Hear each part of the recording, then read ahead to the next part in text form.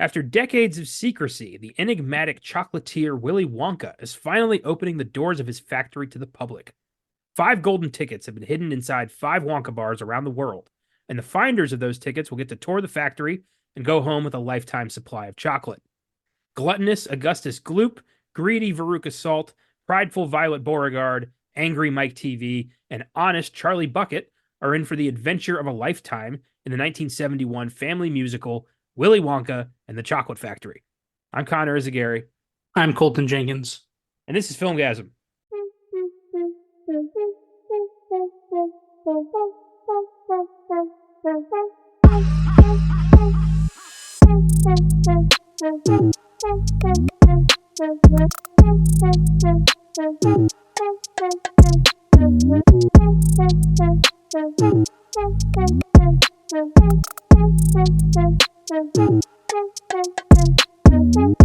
Welcome to the Filmgazm podcast. Today's episode is one of my all-time favorites, the first movie I ever loved, Willy Wonka and the Chocolate Factory. Back when we were doing a First Thoughts episode on the new Wonka in December, we felt like we needed to properly discuss the original, so here we are. What's your history with Willy Wonka? So I think actually my grandparents showed me it first. Yeah, they definitely did. They love it. They love that movie. My dad loves that movie. So obviously, like all movies in my life came from my dad. Um, I think I actually saw the Johnny Depp one first, actually. Wow. But that's because my dad used to be a huge Tim Burton fan. So I think I saw that first and I loved it. And then they were like, hey, there's like, this is like a remake. So I watched the original and it's undisputedly the best one by far. Yeah, I agree. No contest here. Um, but I want to eat the candy so bad. Every candy bar in the old one, the candy in the new one, I don't think looks that good. But fuck, every piece of candy in the original, I want to eat so bad. I want to eat that fucking teacup. I want to eat those balloon lollipops. I want to eat every Wonka candy bar that is in the movie. Well, there's a reason for that. Mel Stewart, the director, insisted on making this as realistic as possible. He wanted this to look like this was something that could happen in a real setting. So he made the candy, there was an element of fantasy for sure, but it was also a very evident realism in this movie that makes it feel like, Wonka's Chocolate Factory could be a place that exists in some Yeah, European country or, yeah, just some, yeah. I'm sure it can. The Museum of Ice Cream is, I think, the closest we can get to Willy Wonka's Chocolate Factory right now. Have you been there? I have not. I didn't know that was a thing. Yeah, it's a thing. They have like interactive exhibits and shit. Like you can swim in sprinkles. That's just I haven't been. That's all I know. Um, I've I've been to the theme park, Hershey Park in Hershey, Pennsylvania. hmm, That's a, it's the Hershey chocolate theme park. They have a tour of the factory kind of thing where you end up in a gift shop that has every Hershey product ever produced, nice. and the whole place smells like chocolate, and Oh, it's fun. It's a nice place. but I seriously doubt Willy Wonka chocolate tastes like Hershey's chocolate. This is gonna sound weird, and I fucking hate when people say like, "Oh, sweet things hurt my teeth." Shut up. But I don't know why, but like Hershey's plain milk chocolate like burns my fucking mouth. Shit. I hate plain milk chocolate from Hershey's. I hate it so much. Well, damn. Okay. You probably would not enjoy Hershey Park. Yeah, but Wonka chocolate is this unattainable deliciousness that you can't even comprehend because it doesn't exist. Yeah. What is it about? Well, never mind. We'll continue. Um, as I said in my opening, Willy Wonka and the Chocolate Factory is the first film I ever loved. My all-time favorite movie is Back to the Future, but my first favorite movie was Willy Wonka. I had this on tape. This was one of my first tapes. I would watch it all the time as a Nice. kid. Whenever my family would go to a friend's house, they had Willy Wonka on tape, and I would go watch it in their bedroom while my family partied. I would just watch Willy Wonka all the time. I like I know all the songs by heart. I Gene Wilder became one of my favorite actors. Like this movie means so much to me. And I love it to death to this day. I've had the tape, I've had the DVD, I've had the Blu-ray, I've had the special edition Blu-ray, and I've had the 4K, which is what I have now. Hell yeah. That's cool. I love that. For Yeah. me, it was the Tim Burton one, and then I've seen, I watched the original, but it wasn't until my dad bought tickets to go see Primus, and Primus is a rock band for those who don't know. They were doing a tour because they had just released an album where they covered all the songs from the original Willy Wonka movie, but like, to be their own. And it's one of my favorite musical albums ever. Um, and because of that album, I've watched Willy Wonka more. Yeah, and it's like if I'm ever sick, I watch Willy Wonka. It's like my sick comfort movie. Weirdly, Willy Wonka was voted the best movie to watch when you're sick or when it's raining. That's crazy. It's always weirdly, I don't know why. It's always Willy Wonka, Back to the Future, and then have you ever seen the show The Colony? I have not. It is a reality show, but it's like, oh, what if it takes Survivor, but put it in Los Angeles if the world ended? So it's like they live in a warehouse and pretend that it's like the apocalypse. That's so stupid. It is. That's why I watch it when I'm sick because it makes me laugh. When I was a kid, I got Survivor and Lost mixed up. I did too. My aunt recommended I watch Lost because she thought it'd be right up my alley, and I hated reality TV, so I'm like, no, I'm not going to watch it. And she told me about a smoke monster, and I'm trying to think like, how would they do that on a reality soundstage? Like, there's a smoke monster. How is that? And then later I found out, oh no, that's a scripted sci-fi series that I probably would like, and I did like. I've never seen Survivor. Me I neither. don't. I'm very proud of that. Uh, I got to see the musical Charlie and the Chocolate Factory on the West End in London a few years Nice. ago. And that was amazing. In the lobby, they had chocolate shit everywhere. They were like selling candies and stuff. And the play was so neat. It was none of the songs in the movie, regrettably, are in the play except for Pure Imagination Yeah. at the end. And when I saw that, it was right around the time Gene Wilder had passed away. Uh, I got really emotional listening to Pure Imagination on the stage. I was just like, this is so beautiful. And it just, oh, I had the same feeling when I saw the new Wonka and they played that song at the end of the movie. I love that song. nice. Hell yeah. Yeah. Um, the new one is really good.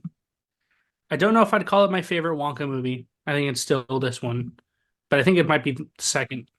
It's an easy second place for me. Yeah. Uh, I saw the Willy Wonka show also on Broadway, oh, nice. but the theater that they did it in, they had it themed like a 1920s like soda fountain. So it was like 1920s candy, but none of it was Wonka themed, Aw. which pissed me off. And then also, the I get what they were doing, but the imagination room scene, there was no set. It was like, oh, we're gonna imagine this room. So it's just them pantomiming on an empty stage. And I think it was the most boring fucking show of it. I wish I'd gone to the one in West End if it is the same one. But fuck, it was so annoying. That's weird because mine, they were like testing it out for Broadway. So I guess they nixed that because I remember the imagination. Like I remember the chocolate room scene being like very elaborate. So I guess they cut down on production costs. I guess they did. I don't know. It was very bad, but Bummer. Nothing will ever top Back to the Future the musical in yeah, London. That was I am amazing. fucking jealous. They flew a fucking DeLorean over the crowd. That's crazy. That was one of the best experiences I've ever had. I got super emotional. I was like, I'm surrounded by people who love this as much as I do, watching something real. Yeah. And I was like, fuck. I had an epiphany moment of like, wow, this is my whole life has led to this. It was really weird. That's fucking great. I think trying to think. Oh, I always talk about my favorite musical was it was right before I left home. My dad got tickets to go see a Sweeney Todd production, but the show was inside of like an abandoned pie shop in New York City. in Greenwich Village, Wow. and the guy and they sold pies, and the guy that made them was like the ex chef of the White House. But it was crazy because they were like performing on it was a pie shop, so the whole show was like done on the tables in front of you. Oh, damn. Yeah, it was tiny and it was pretty cool. I don't know if I could eat a meat pie while I'm watching Sweeney Todd. I don't know if I could do that. You ate before the show started, like it wasn't like during, but but still. I know they're probably not serving me person, but it's going to be all I'm thinking about. Yeah. Okay. My question to you to start things out here. So over the years, uh, there's been a bit of a change of feeling about this movie in regards to a certain character, Mm, and that would be Grandpa Joe. yeah. So there is now a, a turning of the tide against Grandpa Joe, with most fans of this movie now referring to him as basically the greatest movie villain in history, as a just scummy, freeloading, lazy piece of shit who completely abandons helping his family, but gets out of bed immediately for some free chocolate. And I'm curious, how do you feel about Grandpa Joe? Well, in the original movie, isn't there even a scene where like the mom is handing him, cabbage soup, and he says like, "Oh, I'll get out of this bed at some point," and she's like, "Okay, do it," and he's like, "I'll do it tomorrow." So like, it's no secret that he's just being a lazy piece of shit. I've always known he's a lazy piece of shit, but he's not the greatest villain of all time. He's not fucking Scar. He's not Voldemort. The guy is just the dude is like 60 years old. If he wants to lay in bed, let him lay in bed all day. Well, You yeah, know? but not when the family's making like pennies because of Charlie's paper route and mom's laundry, when there's another person in the house who can get out of bed and do something, and but instead is just laying there, just mooching. I get it. Yeah. I mean, is his dad like his dad isn't even in the original movie. No, his dad's dead in the movie. Okay. Well, that's disappointing. I liked the toothpaste factory job. Um, he's not a fucking villain. He's an asshole. But also being able to work. I was just about to say being able to work and going to a tour of a chocolate factory is not the same thing. But the dude does a whole dance sequence. Um, yeah, no, Grandpa Joe's he fucking sucks. Yeah. And how like I this is not the first time he's gotten out of bed, because earlier he, surprises Charlie with a candy bar in the middle of the night. It's like nobody knew about. How did he get that? He had to have gotten out of bed, gone and bought the damn candy bar, and come back Oh to bed. man, So it's he's fun. he's able to walk. This is all a smoke and mirror, so he doesn't look like he can walk. He wants everyone to be surprised. That's fucking funny. I noticed just this time that it's Grandpa George and Grandma Georgina and Grandpa Joe and Grandma Josephine. I don't know how I never caught on until this time, but that made me laugh. Yeah, that's pure Roald Dahl. He likes to do mirror names. It's also, lazy, but whatever. I'm not a multi-million selling author here. Mm. Um This is the first time I realized Grandpa George doesn't have a single line in this movie. I think Georgina does either. It's just Joe and Josephine who say anything. No, I know you might do a Charlie Chocolate Factory episode later, but I fucking love I love grapes. I do. One thing I do like about the remake is that they actually gave those characters something to do. Yeah. I do respect that. Um, but I felt like that one needed an antagonist. Like we get the Slugworth fake out in this one, which I like, but also Willy Wonka is kind of the bad guy too. Yeah. Um, Yeah. there isn't a villain in the book. No, the book's just a whimsical Yeah. adventure about be a good kid and you might get a giant reward someday. Yeah. I will. Okay. So after I read the book for the episode, after reading it, the Johnny Depp one is 100% more book accurate, but the Gene Wilder one is the better movie, in my opinion. Which is funny because Roald Dahl actually wrote the screenplay to this movie. Yeah, apparently he fucking hated it. Well, he didn't hate it. He just he was difficult. He was a difficult man. But we'll talk about that when we get to production. Yeah. Um, yeah, cool that you read the book. I'm so happy you read the book. I also read the book. So my question to you, I've realized every time I've asked you a question, it's always been weird and deep and, fucking, introspective. I'm not gonna do that this time.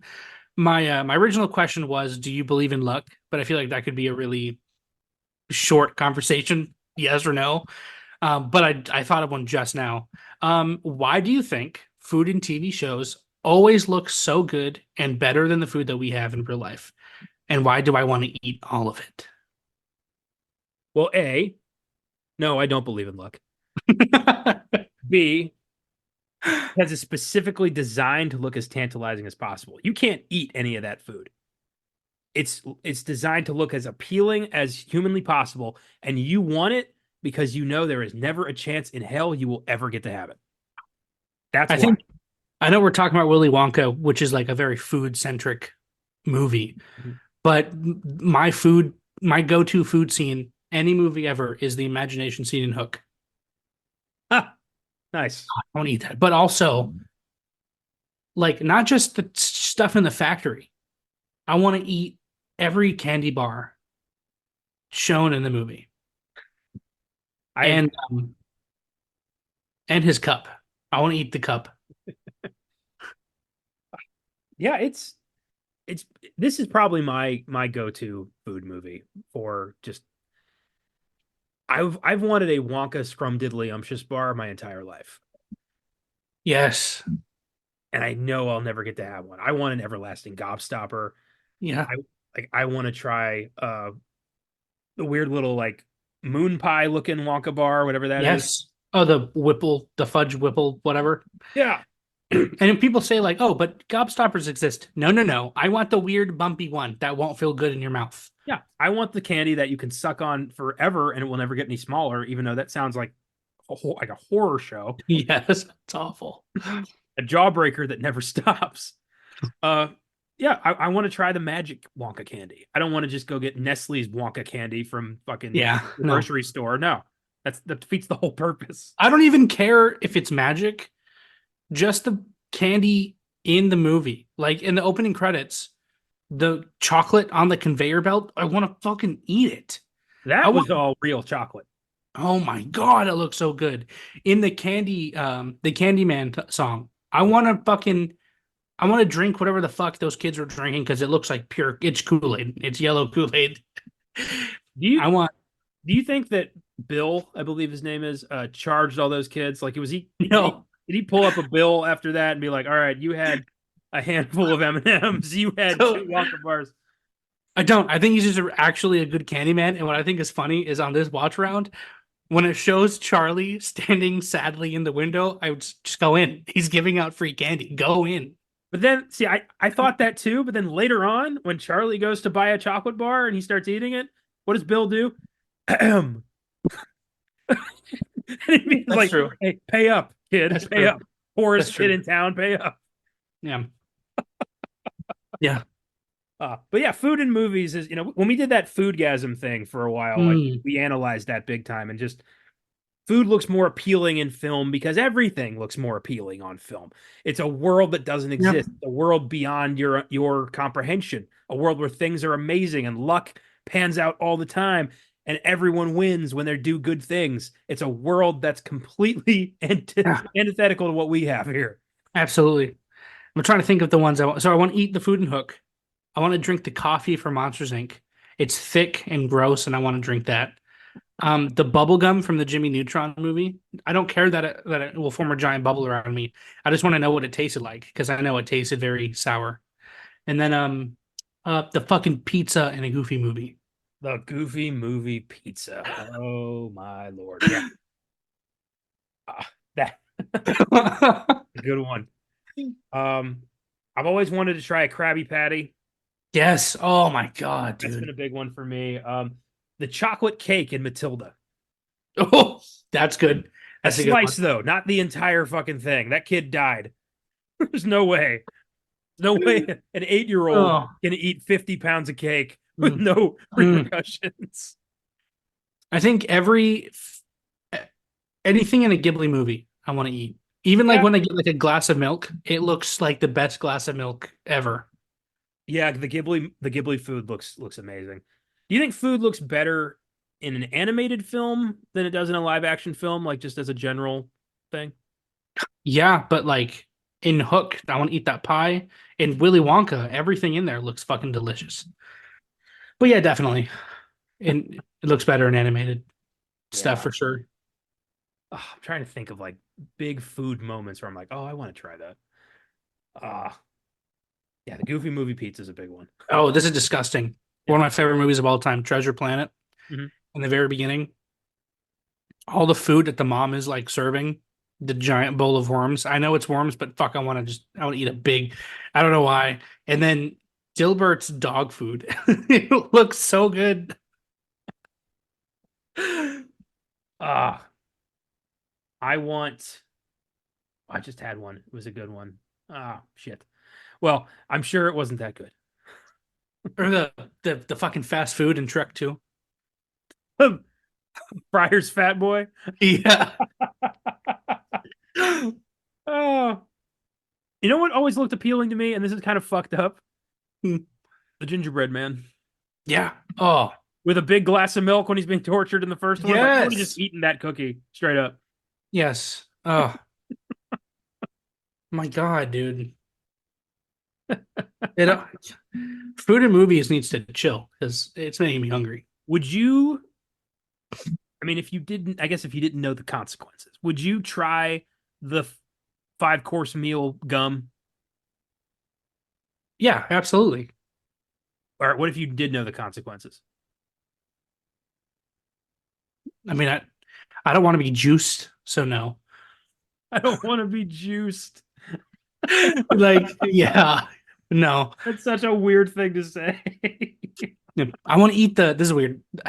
Fuck, we're talking about things that are inedible that we want to eat now, but I want to eat the foam that shot at the car. That's Like, fire extinguisher foam, but I okay. know I want to eat it, and I don't. That has nothing to do with the movie. But you know that colorful aquarium gravel. Yeah. God, I want to eat it. You've been tested for pica? You might want to do that. Oh man. Uh, I my whole life because of this movie, I've always wanted to try double bubble burpicola, whatever the hell that is. Yeah, I want to eat whatever the fuck Mike TV ate that blew his teeth out. The exploding candy. Yeah. I love how Oh, casually he's like, too not powerful enough, needs more gel ignite. Like, Jesus, what are you trying to do to people? yeah, it's exploding. It's exploding gum for your enemies. Like, shit. Everything, every. I know there's no food in that scene, but it also still looks good. Like whatever the Veruca is like whatever she's shoveling into her mouth, like that foam. I want to eat that. Whatever Wonka is like whipping in that bike, I want to eat that.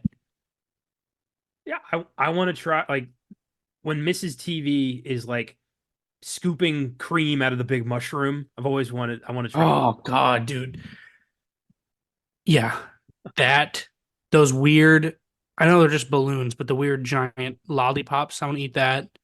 I I want do think the the giant chocolate. gummy bear like that Violet gets a hold of. I want that. Yeah. Um, I think the Chocolate River in Charlie and the Chocolate Factory looks better than Willy Wonka. Well, in Charlie, it was a CGI'd chocolate river, and in the original, Yeah. it was brown, murky water. Yeah. Yeah. Okay. Yeah, that's fair. I want to eat Wonka's boat in Charlie and the Chocolate Factory, the big Oh God.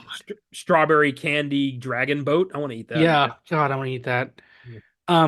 You know what's funny is when I saw the Johnny Depp one, I guess I was too young to like understand English. So when Mike is like smashing, what is he smashing? Like those fruits Yeah. instead of like son. He was like, Dad, he said enjoy. I was like, well, he has a point. Because enjoy means like to like the inside of something. I was fucking an idiot. I was small. I don't know. I do like in the remake how Mike TV doesn't even like chocolate. He just cracked the system because he knew he could do it. Yeah. Oh, you know, Veruca is actually a wart on the. It's a type of foot fungus. Did you know that? I did know that. God, that's so funny. Ah, um, yeah, we'll talk more about the remake later. Hint, hint. Um, oh, this was fun. Yeah, I love talking about. It sucks knowing that this stuff, A isn't real and B can't be made real. Like you can't make a Wonka bar that would be that appealing. You can't do it. No one can make an everlasting gobstopper. It's unfortunate. Yeah, it is. It's even if you eat like the Whipple one, you eat the Three Musketeers. That's not what it is. No It's candy bar on chocolate. earth tastes as good as a Wonka bar looks. Even the candy he made in Wonka Yeah, looks good. it did. Although his like 20-year-old chocolate that he's been carrying around probably isn't that tasty. Yeah, that's not good. That's gross. Ill. Yeah, you Ew. made all your friends sick. Yeah. Oh my God. Okay, let's talk production. So, this film, Willy Wonka, began life as the novel Charlie and the Chocolate Factory by Roald Dahl, which was first published in 1964. It had a sequel, Charlie and the Great Glass Elevator, which has never been adapted to film. Dahl also wrote the screenplay for the film adaptation. I read this a long time ago in middle school. I followed it with the Great Glass Elevator, which is one of the weirdest stories I have ever read in my life. I bought it when I went to Half Price Books to get Charlie and the Chocolate Factory. It was like $3, and Great Glass Elevator was also $3, so I picked that up too. And Nice. I'm going to read that again. Basically, it involves Charlie, Wonka, and Charlie's grandparents, all four of them, in the Great Glass Elevator fighting aliens on behalf of the president. Okay. Yeah, the Vermicious Knids are aliens. Oh my God. Yeah, it's very strange. Uh, so how'd you like the book? It was good. Um, it was very much the Johnny Depp version. Um, I thought it was interesting that like there's no villain in it. Well, a lot of Dahl's stories were more about life lessons than they were about Yeah. traditional storytelling structure. You could tell if you've read more than one of his books, you could tell he really fucking hated kids and liked them to get punished. Like he really had a problem with children. Yeah, fucking in the book, Grandpa George is a fucking asshole. He's like, because Charlie was like, "Damn, I want to get a golden ticket," and George's like, "You're not getting a ticket." Well, yeah, but I understand where he's coming from. He's like he doesn't want his grandson to Yeah, have too much hope on something that's near impossible. And he could have handled it better, but I do love where he's like, first kid who gets it's gonna be super fat. And he's right. So, yeah, like, yeah. I didn't realize that Wonka's like little haunting soliloquy in the boat was in the book. I was very surprised to In the see it. book, the Oompa Loompa songs are in the book, and they're the ones from Johnny Depp. Which, Well, the ones from the Depp version very shortened. They're oh very yeah, elaborate in the book. yeah, yeah. But yes, I Like, prefer the Oompa Loompa Doopa Dee Dee version. I think that's I do better. too. Yeah, that's what I thought would be in the book. Mhm. What else? Basically, there weren't a lot of changes from the Johnny Depp one. A lot of changes from this one. Um, Willy Wonka has a fucking goatee. I love that Wonka in the book is very it's kind of a blend of Gene Wilder and He is, like he's a man child who's also just a very sarcastic nut job. yeah. But it's weird because I can kind of see where Timothy Chalamet he could become this. Yeah, I can see him, kind of losing hope for humanity and just deciding Yeah. like fuck it, I'm gonna screw with people from now on. Um, and I love his fucking hatred of Mike TV in the book. He's straight up just like shut up, like just completely like I don't like this kid. Yeah. I love the little, like you really shouldn't mumble and like you should open your mouth a little wider when you speak. Like all that's in the book. It's so good. Yeah. I thought that one thing I usually have a problem with and this really only comes into play with like books that I've read that are adapted to film is usually the pacing's kind of off. Like they rush things along in movies, but I thought the pacing for Wonka, well, the first one, was just on point. Like they had just the right amount of getting to know Charlie and the other kids before we got to the factory, and then just giving us as much as we need to know about Wonka right Yeah. when we need it when we got to know him. Yeah, because the book is really short. You can read it honestly in like a couple hours, Yeah. honestly. It's like 100-page kids novel. It's a quick one. Yeah. But it's pretty much like you get to like page 20 and you're in the factory. Yeah. It's quick. Hmm. I like it. It's a good. I'm glad I own it. It's something I'd read it again. It's sweet. It's a sweet story. Pun intended. Uh, okay. So the film. Hmm. How do you make a movie like Willy Wonka and the Chocolate Factory?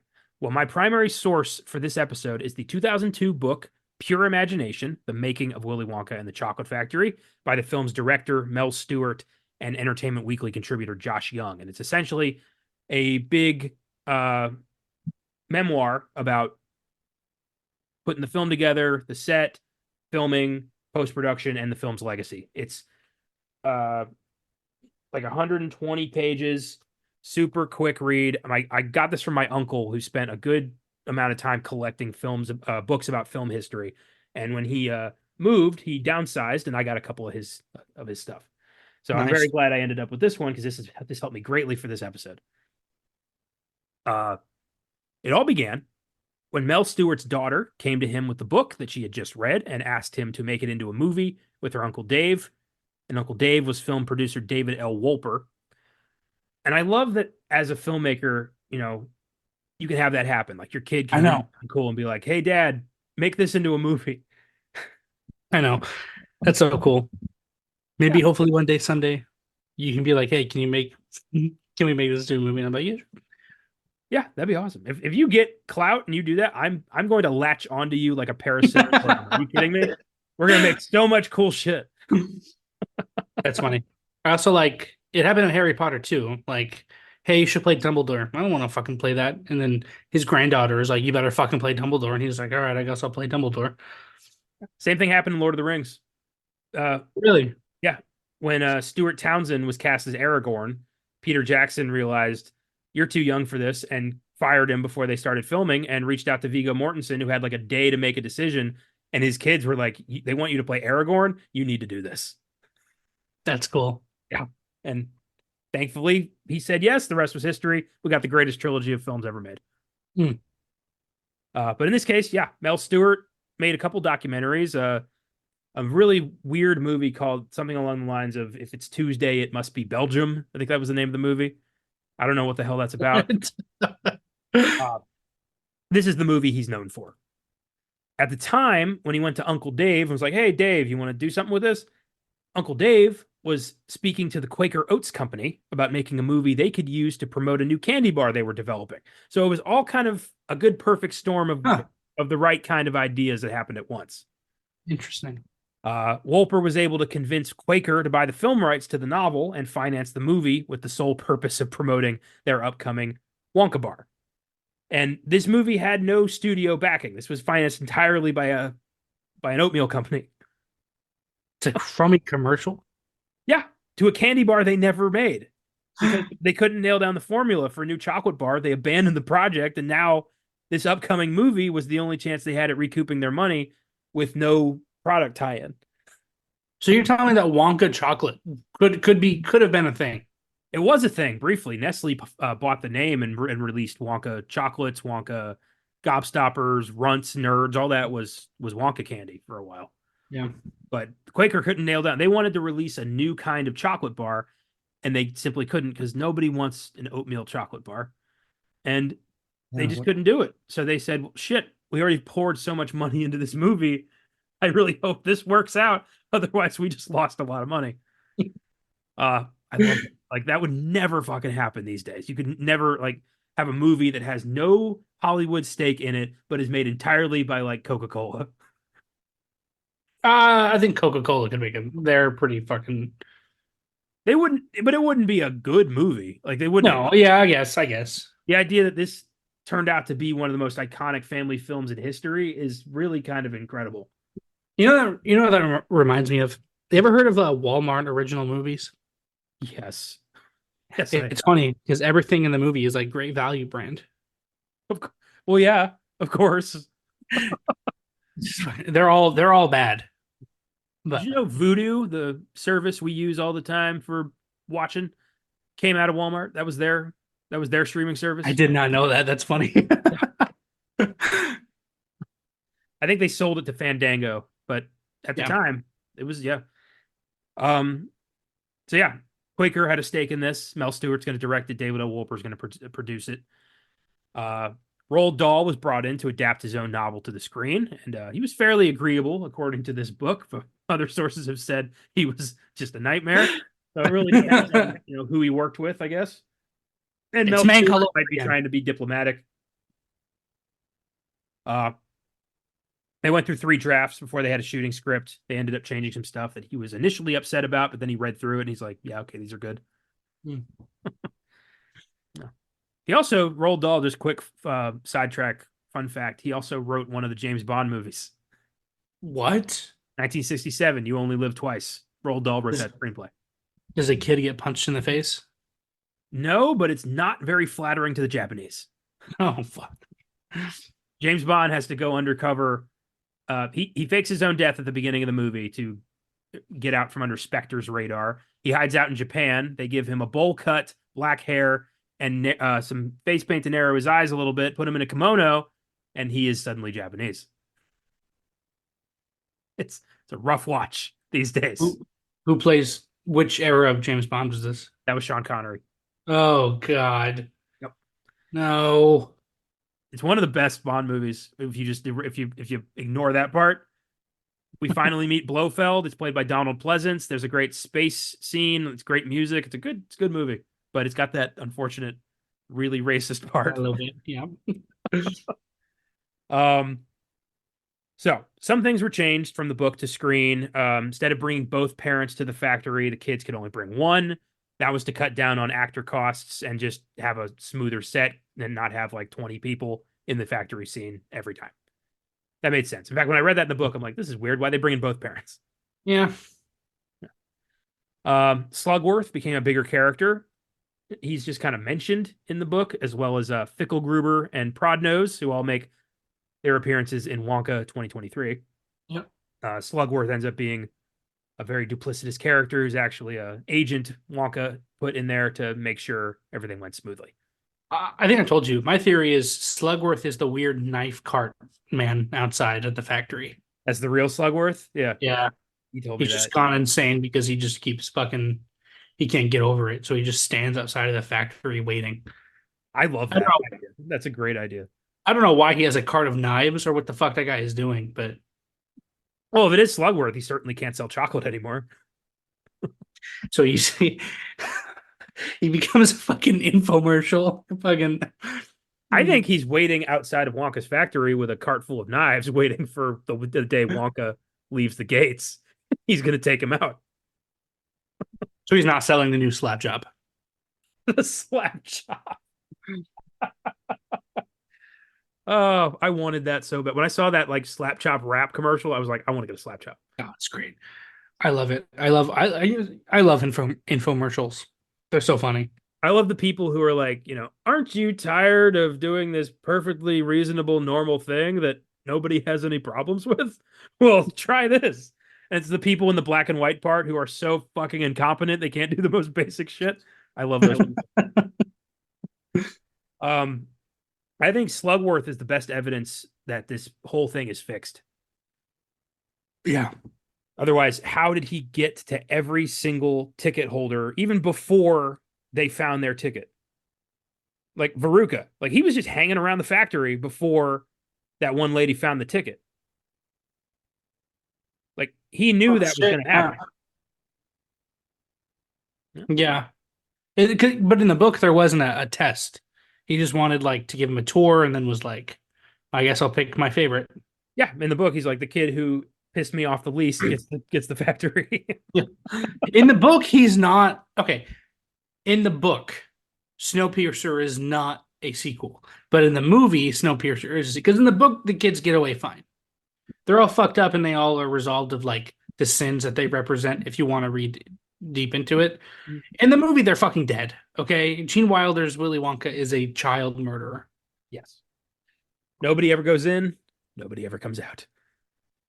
Uh, I mean, they don't exactly end up, I mean, they're alive, but what kind of life? I mean, Veruca's, covered in garbage, but like Augustus is made of chocolate, Violet's blue, and Mike TV is Slender Man. So it's not exactly the best outcome for these kids. uh, I don't know if alive is the word I'd use. Uh, yeah, so Slugworth became a bigger character. The fizzy lifting drink scene was added. They're just mentioned in the book, but shifty old Grandpa Joe says, "Hey, let's break the rules in this magic chocolate factory. Nothing bad could happen. Come on." Even though they'd already witnessed two kids suffer some pretty horrific possible deaths. yeah, but Charlie is. I think I said this before. I don't like Charlie in the original one. He's a fucking asshole. Okay, elaborate. Okay, so he's an asshole. And also the moral of the story of that one is he finds the golden ticket while being selfish. In the book, he gets it because like his family's about to die of starvation. So he's like, I got to go buy a chocolate bar for everyone to share, and that's when he finds the ticket. In the movie, he just buys one for himself, and that's when he finds the ticket. Well, to be fair, he did say, "I'll buy one for Grandpa Joe," and then he just didn't. Then he found out the other ticket was fake, and he's like, "Well, maybe." So he wasn't entirely selfish. He was going to repay his grandfather for that surprise chocolate bar he got him. I guess, yeah, yeah, I don't know. I think Charlie's just so innocent in the '70s one that he's like impossible to relate to. The kid's just so pure. yeah, yeah. That he definitely is. Yeah. I like. I almost said Freddie Highmore. Is that who it is? Yeah, In the yeah. '05 one, yeah. I like his Charlie more. There are some things I do like about the remake. Yeah, I do too. But that's a conversation for another time. Yeah. Fuck. I'm sorry. Are you talking about? Um, Instead of Veruca being attacked by squirrels, she goes down a garbage chute surrounded by giant geese, and that was because the budget on this film did not allot for a fuck ton of squirrels. Trained squirrels. Yeah. So they just decided the educated educator, as Grandpa Joe said. And I love that sequence. Oh yeah. Just walk up. There's gonna be a lot of garbage today. just it's perfect.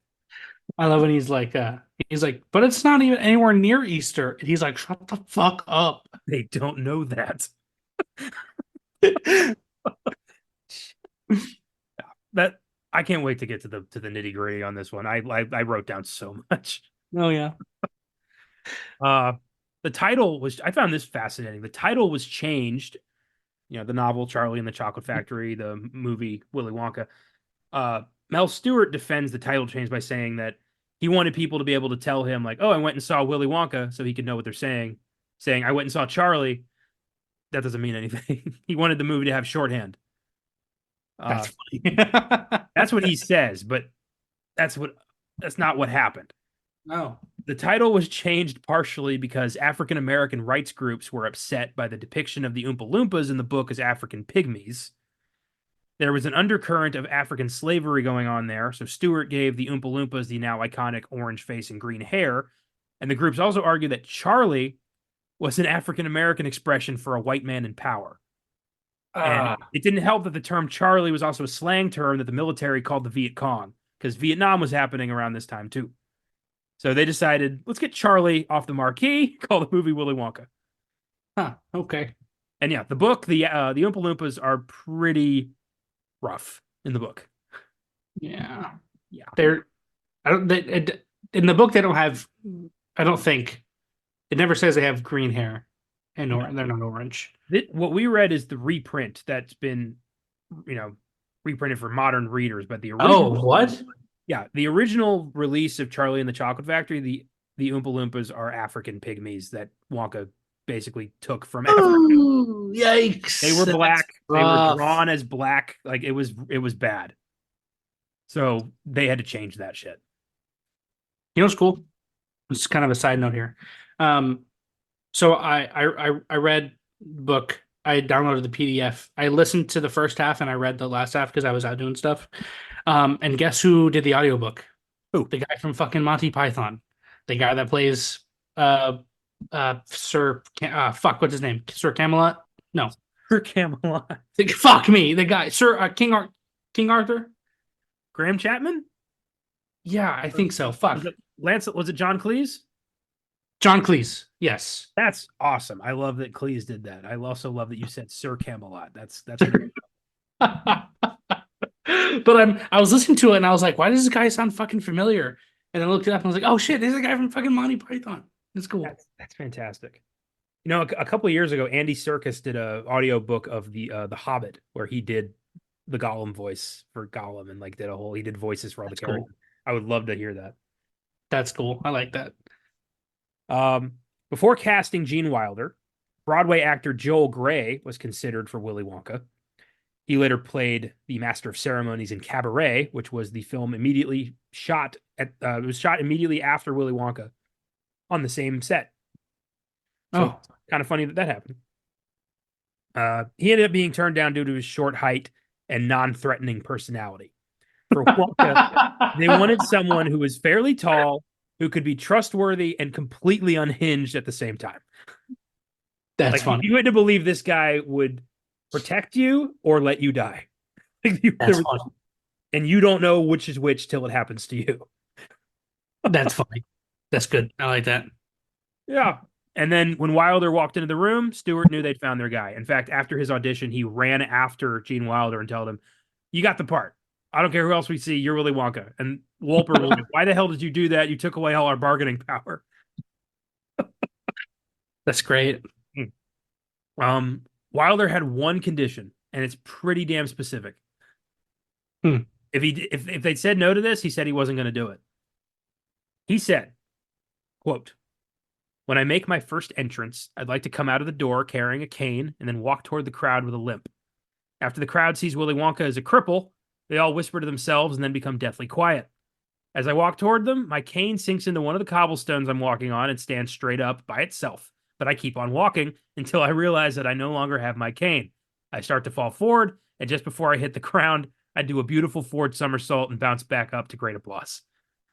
And that made it into the movie. So the iconic, first scene with Willy Wonka. And Mel Stewart asked the question anybody would ask after hearing that: "What do you want to do that for?" And Gene Wilder said, "From that time on, no one will know if I'm lying or telling the truth."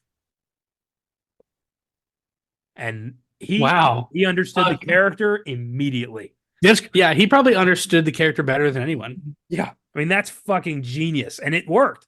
Because the second you see Wonka do that, you're like, I don't know what this guy's capable of, or who he really is, or what he's going to do. That's great. I love that. Yeah, it's a good scene too. The actors didn't know he was going to do that? The kids didn't know. Yeah, they were all like, "That's Wonka." They were all kind of like, "Ah," and then he did the somersault, and they were like, "Ah." Yeah, Mel Stewart kept the kids from a lot of stuff because he wanted to capture their first reactions genuinely. Like when they enter the chocolate room for the first time, nobody had seen that set yet. They built it in complete secrecy and filmed the kids and parents having their first reactions to seeing it. So in the film, when they all see the chocolate room for the first time, that is the actors' legit reactions to seeing that set for the first time. That's cool. That's really cool. I love that shit. Gene Stapleton turned down the role of Mrs. TV in order to take the role of Edith Bunker on the new sitcom All in the Family. So she had to choose between those two projects, and she chose All in the Family, and that was the right decision. Yeah. Child actors Peter Ostrom, Julie Dawn Cole, Denise Nickerson, Paris Themin, and Michael Bolner were cast as the kids, and none of them ever did anything of note again. This is their claim to fame. I saw. I guess that's a good thing though, because like being a child actor is rough. So, better to get away from it before it hits you in the face. I know that Peter Ostrom, Charlie, became a teacher. Julie Dawn Cole became a fitness instructor. Paris Themin, I don't know what happened to him. Or Denise Nickerson. I think she died a few years ago. And Michael Bolner became an accountant and was completely unaware that he was famous. Like he didn't No. know that this movie took off. Like he did a weird chocolate movie when he was a kid, became an accountant, lived in Germany his whole life, and then one day was invited to like a reunion and was like, "What? That movie is popular?" And everyone had to tell him that he was Augustus Gloop, and everybody loved his movie. So that's kind of neat. Oh, That's great. Imagine like one day he literally woke up and realized he was famous. yeah. And then they all, they did a reunion. They did some tours, some signings and stuff. Alamo Drafthouse does a occasional like anniversary movie party where they'll bring in a couple of the actors to do a Q&A. I did it once. It was really cool. Yep. Julie Dawn Cole and Paris Themin were there dressed as their characters and did a That's Q&A funny. and watched the movie and signed posters and stuff. I have a signed poster from them. That was fun. That's great. Yeah, I love stuff like that. Now, did you know this movie one has one more escaped Nazi than I'm comfortable with? Wait, what? Oh yeah, check this shit out. So the scene where the final ticket is found and the phone it's a phony, and the guy in Paraguay does the news newsreel saying, the final ticket has been found right here, and this is a photo of the lucky winner. The photo is Martin Bormann, Adolf Hitler's closest aide who escaped to Paraguay at the end of World War II. Oh, It was a that's joke Mel Stewart put in there, but funny. no, nobody recognized Bormann, so nobody got the joke. That's funny. The idea was That's that, very like an fucking escaped funny. Nazi in living Paraguay was was hip to this contest and wanted to see the factory, so he made a fake ticket. That's fucking funny. And that fits in perfectly with like the way that this movie portrays everyone looking for the ticket.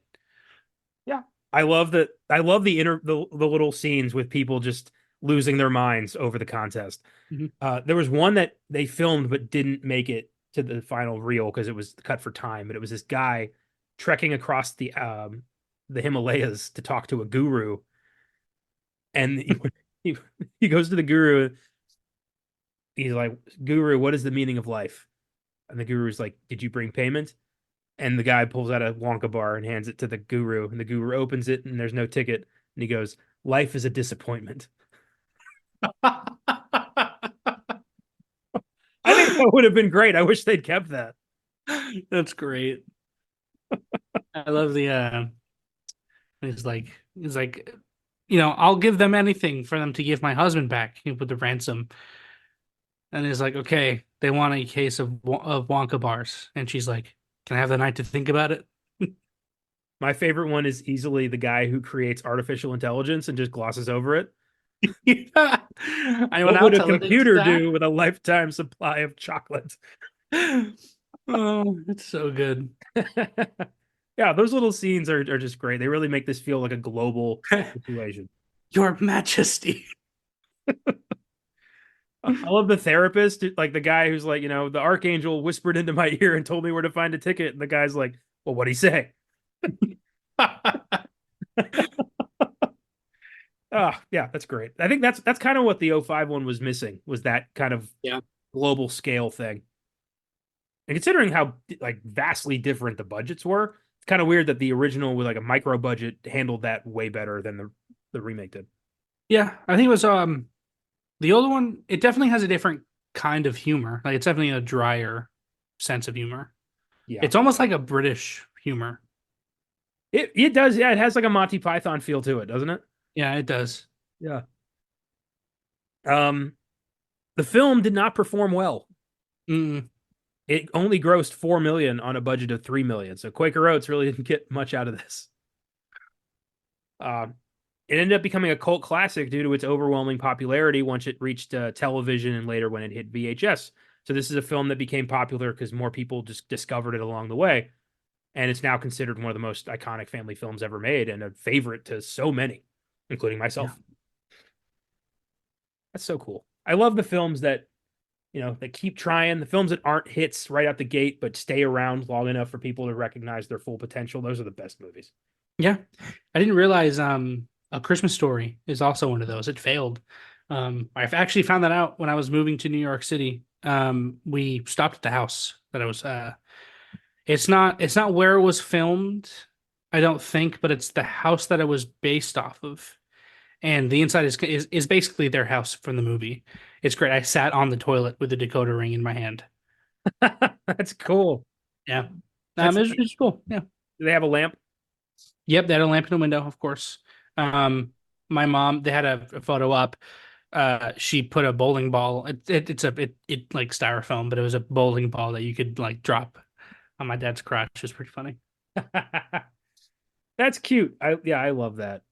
The first episode we did for the reboot here was The Thing. That had the same trajectory. That movie tanked when it Yeah, came out, but people discovered it along the way and it grew to become an iconic piece of American film history.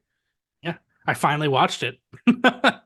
Wasn't it something fucking special? It was definitely fucking special. Yeah, My that God. was really good. Yeah.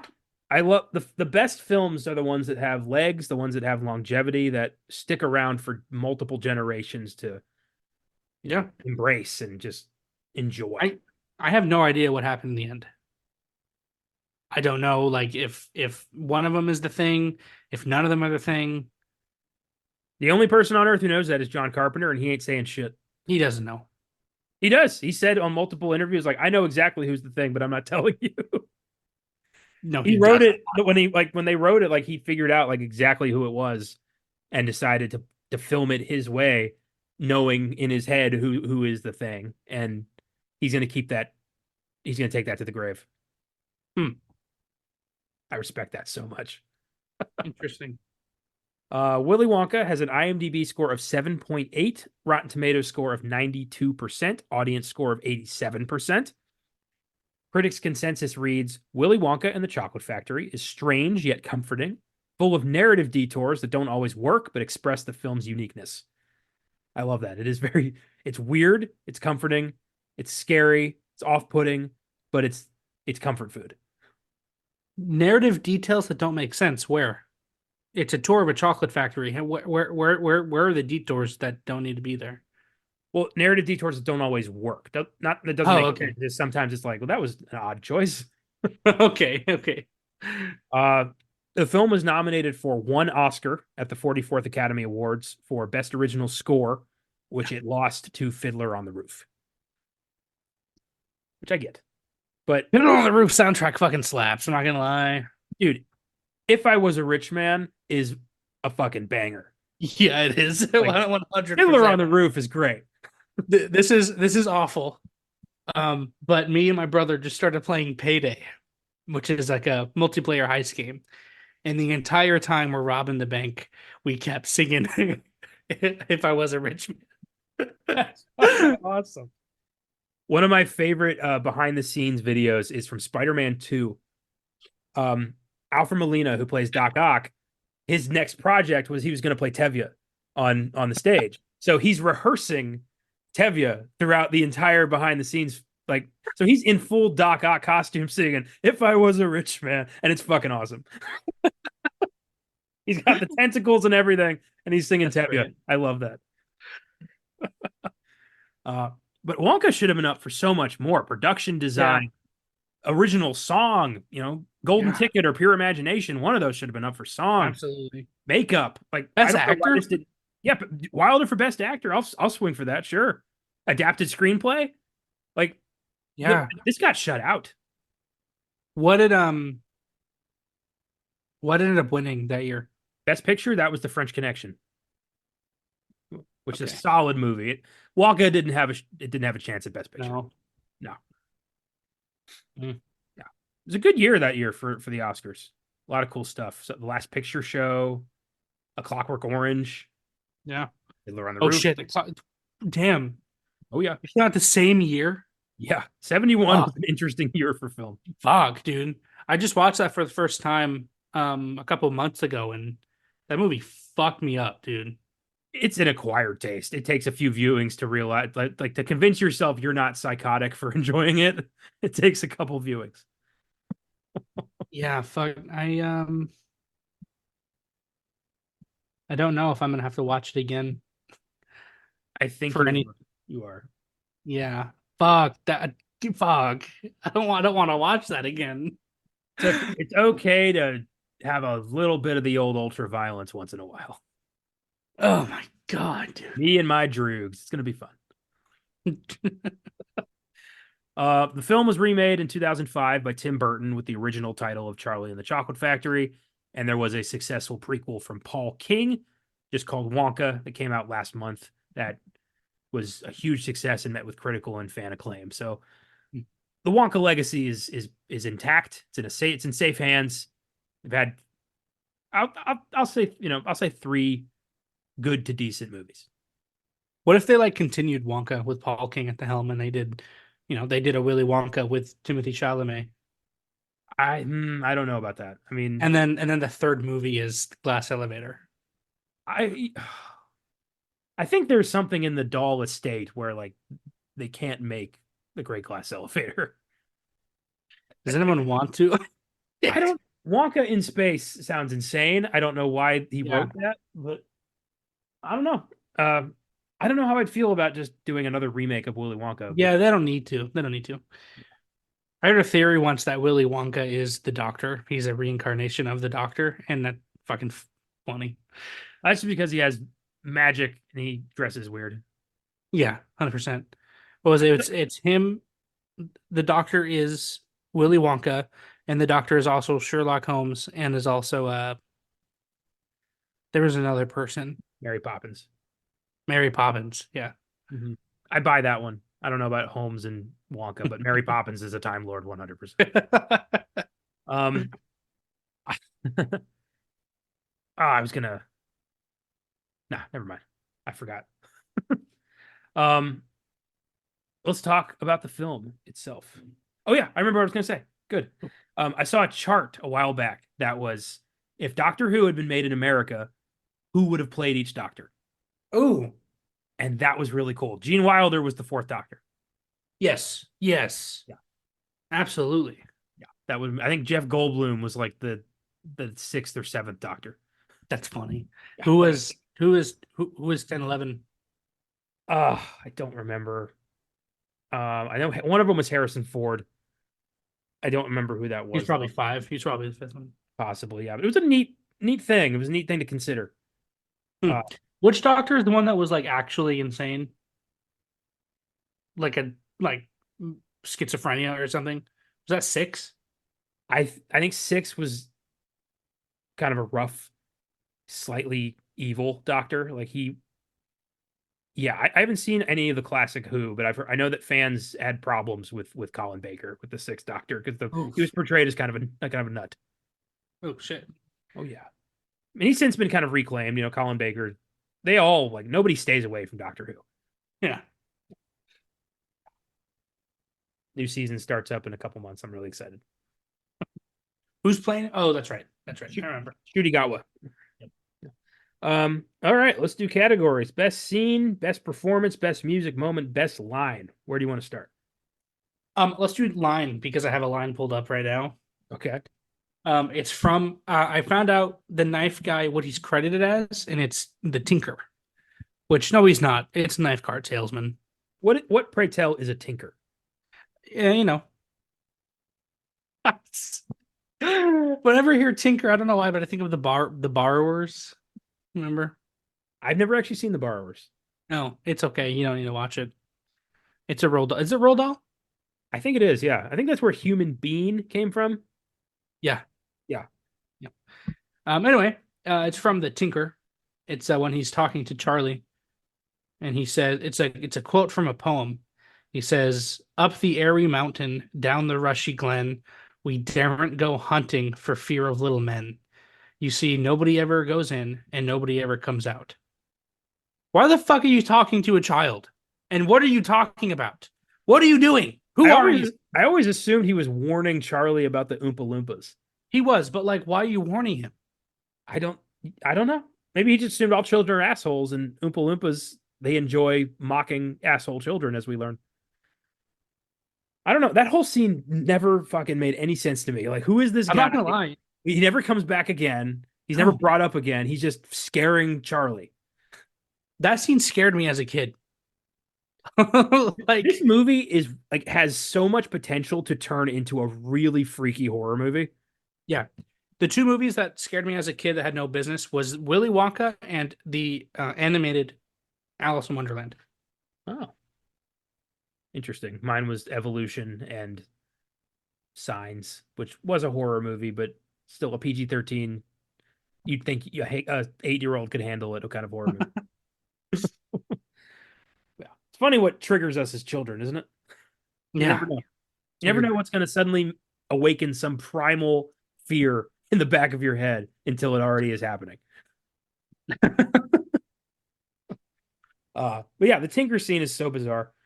Um, I have so much here. I'll start with when Augustus falls in the river and his mom's like, do something, and he just goes, help, police, murder. Help, police, murder. Doesn't care God, at it's so all. funny. No, he doesn't care. But like, here's a question: why doesn't he? Well, let's talk. Why doesn't he care? Because he recognizes from the get-go, as soon as they go through the gate, that these kids are assholes. He gets that. But is he evil? Like, is he actually psychotic? I don't think he's evil. I think he's just fed up. I mean, he's already, he's already locked himself off from humanity because people kept stealing his work. So he's done with assholes, with idiots. He doesn't like dealing with morons, so he just lets them screw themselves. Like he doesn't do anything to them at all. They do it to themselves every That's time. fair. So he's just watching morons reap the consequences of their actions. And I get that. I'd probably do exactly the same thing. I want to see an OSHA certified Wonka chocolate factory. I read. Did you ever watch the Matt Pat video where like the reason Wonka did the factory was so he could find someone to become the new CEO? So he's absolved of all OSHA violations and No, responsibilities. I didn't know. But did you hear that fucking Matt Pet's leaving YouTube? Yeah, yeah, I heard That's about that. fucking sad, but I get it. Yeah, a lot of those, YouTube's changing, the landscape's, different, and yeah, I don't like it.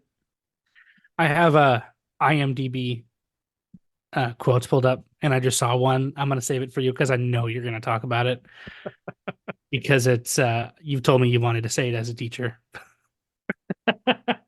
It just made me laugh. Oh yeah, Um, I know exactly what you're talking yeah. about. Um, I like when Mr. Salt walks up to Wonka and he's like, Wonka, butterscotch, butter gin, and got a little something going on the side. And Wonka's like, candy is dandy, but liquor is quicker. What does that mean, man? Are you selling liquor out of the back? One of my favorite things he says to Mr. Salt is when he's talking about the Oompa Loompas and he says, I had to save them from the Snozwangers and the Wang Doodles and the Vermicious Knids. And Salt's like, what kind of rubbish is that? And Walker just goes, I'm sorry, all questions must be submitted in writing. If you have any questions, dial information. Thank you for calling.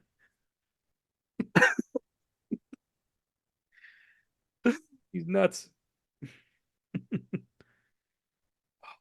um, I got another one, another Mr. Salt Wonka interaction when they're in the little room before they go into the chocolate room, and they're all kind of freaked out by the way this place is laid out. And Salt just goes, "What is this? Some kind of fun house?" And Wonka goes, "Why? Having fun?"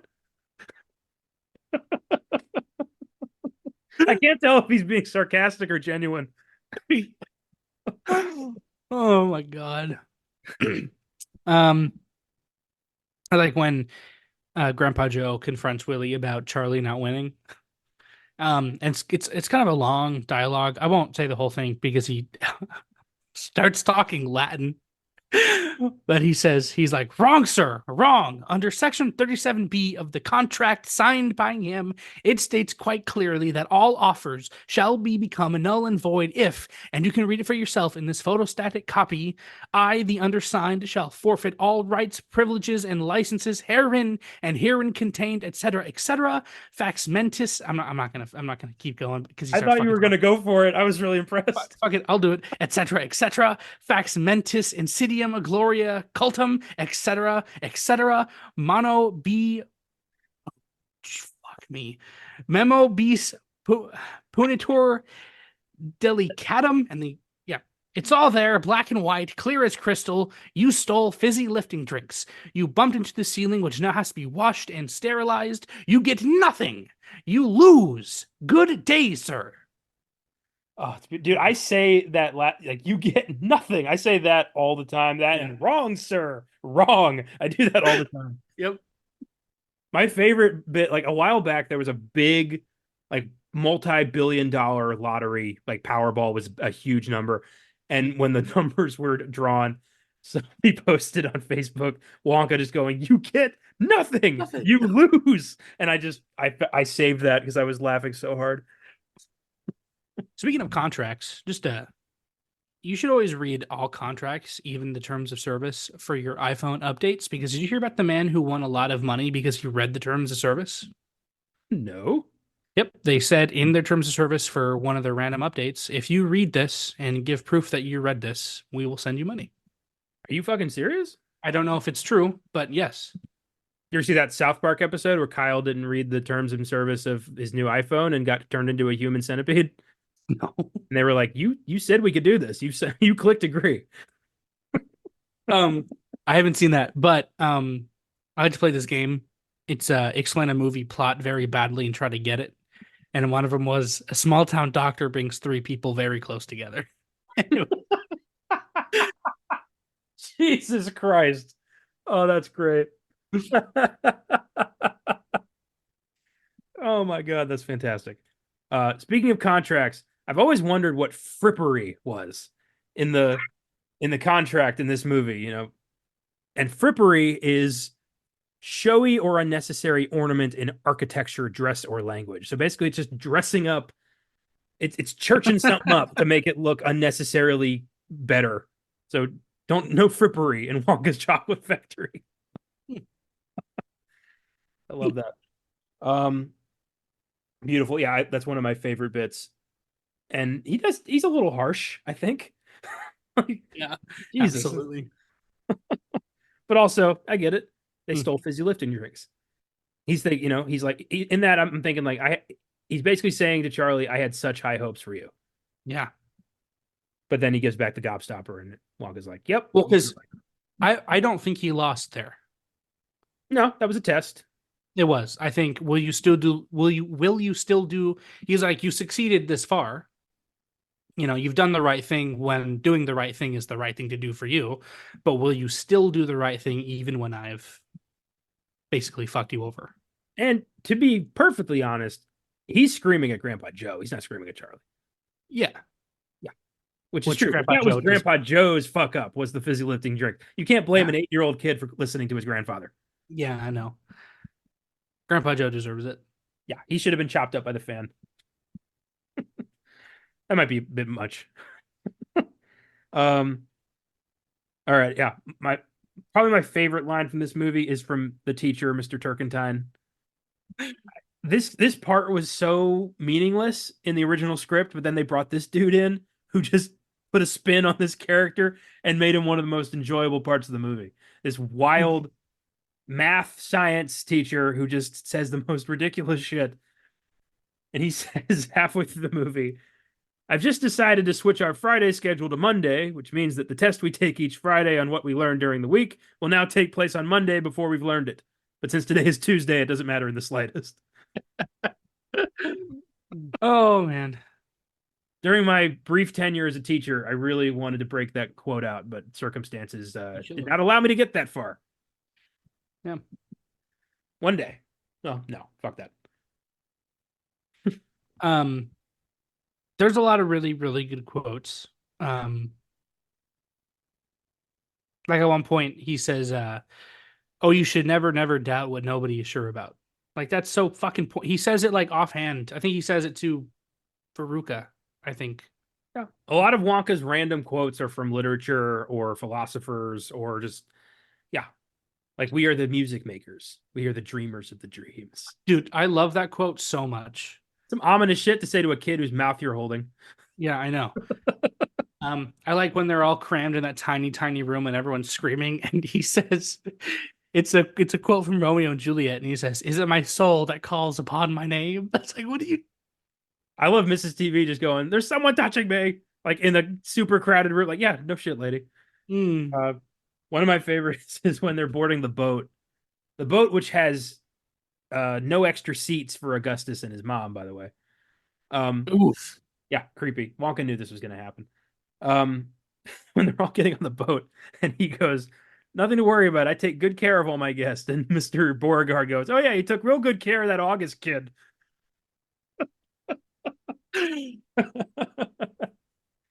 Ah, I Mm. love the shifty car salesman who just is. Oh yeah. I love that guy. Another good quote from the teacher. It's when what is he making? Oh, he's making a wart remover. Yeah, with like He's like, nitroglycerin, which is yeah. crazy. And he says, "Do you know what happens when I mix these together?" And Charlie's like, "No."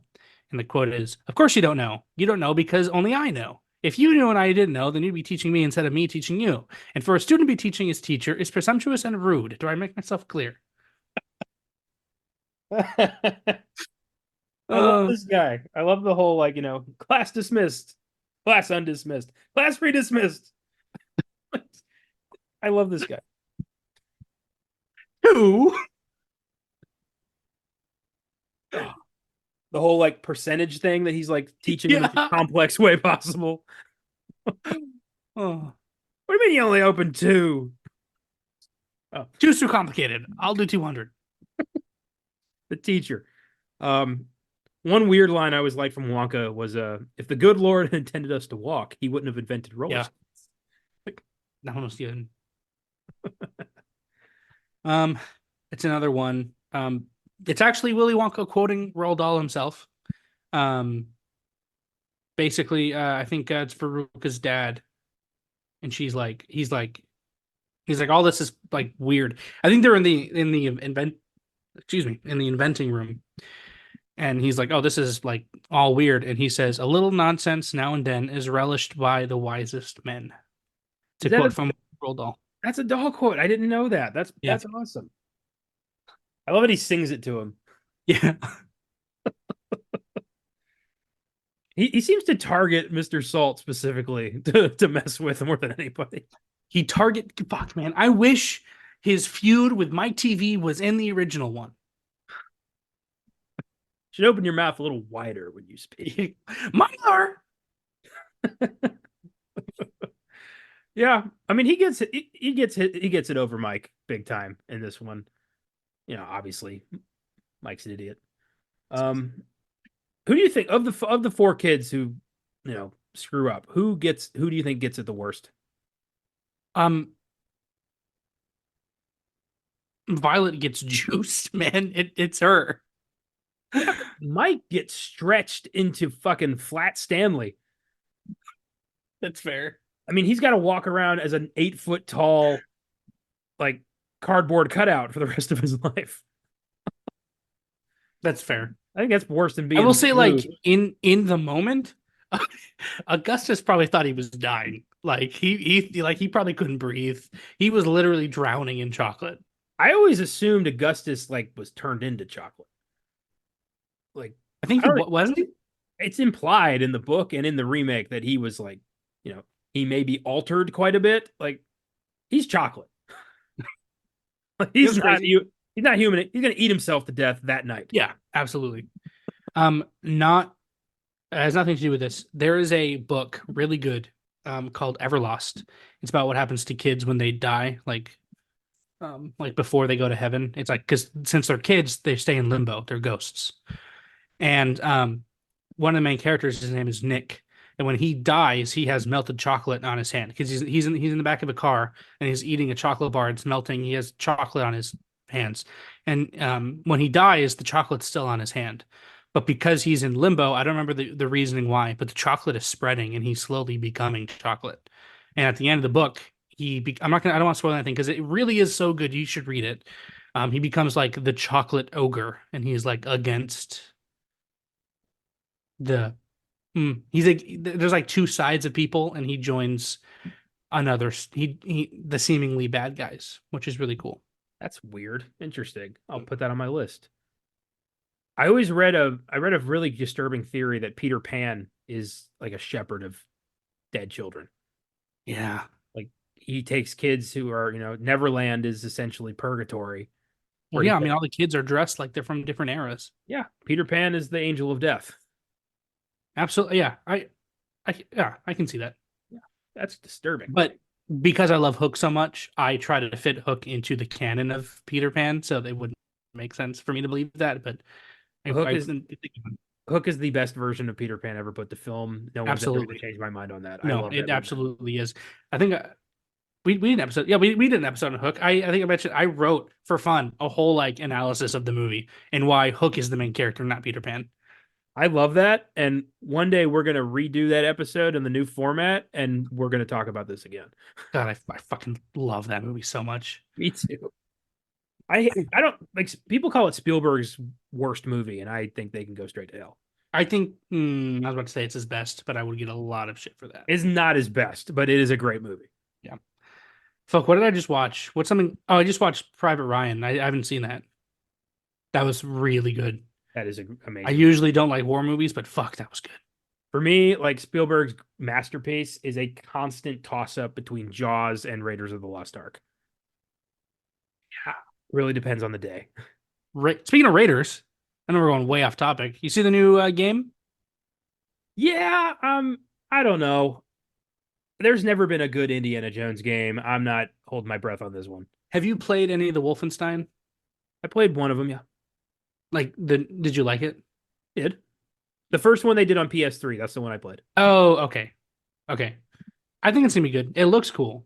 It looks good. I don't know who's voicing him because it's not Harrison Ford, but man, the voice is good. I think it's Nolan North Wow. Well, he sounds. or the other guy, Troy Baker, one of those guys. Oh, yeah, it is Troy Baker. Yeah. Okay. Fuck. It I get sounds them just mixed fine. up a lot. I do too. Yeah. Sweet. Yeah. We'll see. Anyway, I want gameplay. That's all I want the gameplay to work. Everything else can be shit. yeah, I want the gameplay to be good. it showed a little bit. It's they showed like him whipping an enemy towards him Mm. and then like hitting him in the head with a hammer, which is pretty cool. Or he punched him in the face. Then he does that signature indie smile. Nah. I think it's gonna be good. I'll wait for the reviews and then I will not pay full price and I'll buy it 3 years later when I get it for 50. That's how I play games these days. Yeah. I'm waiting for, and I can't believe this still hasn't happened yet. I want a grown-up short round miniseries on Disney Plus. I want Keoi Kwan to come back and do a short round series on Disney Plus. That would be so good. That is how you make Disney shows. Yes.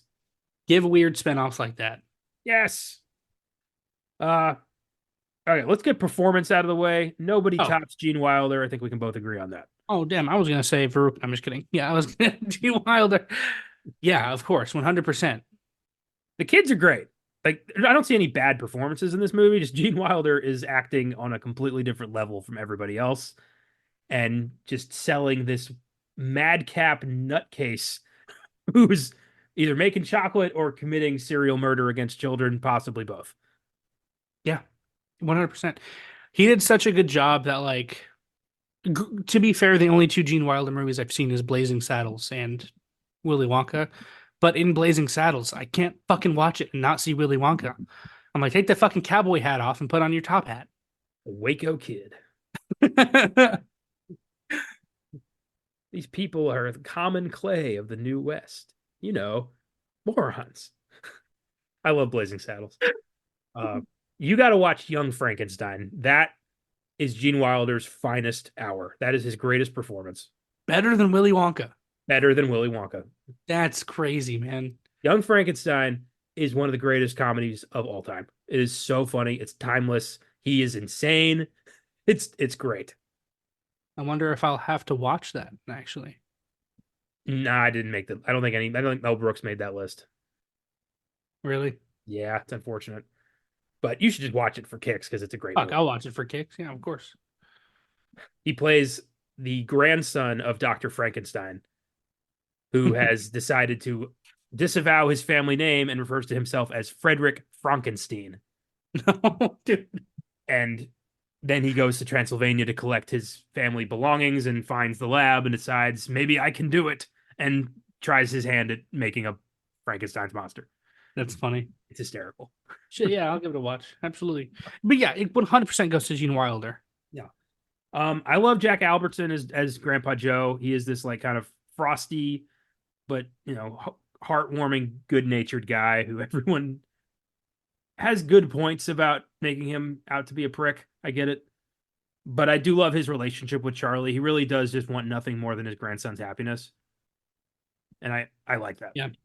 Yeah, absolutely. Um, the teacher, he's up there. Turkentine. Performances. What's going on out there? Ah, yeah, he's hilarious. I like the newscaster guy who's like telling the story of the golden ticket every time. The guy who's like, Yeah. you must remember there are much better things in the world, other good things to hold on to. Offhand, I can't think of what they are, but I'm sure there must be something. Oh God, it's so fucking funny, dude. Um, yeah, no, they're all funny. Yeah, solid. There isn't a bad performance in the movie. Oh my God, I forgot. Okay, no, we're about to talk about scene. We're gonna do music first. Yeah. But fuck, man. Oh, we got a lot to talk about with scene. Um, to me, nothing beats Pure Imagination. No.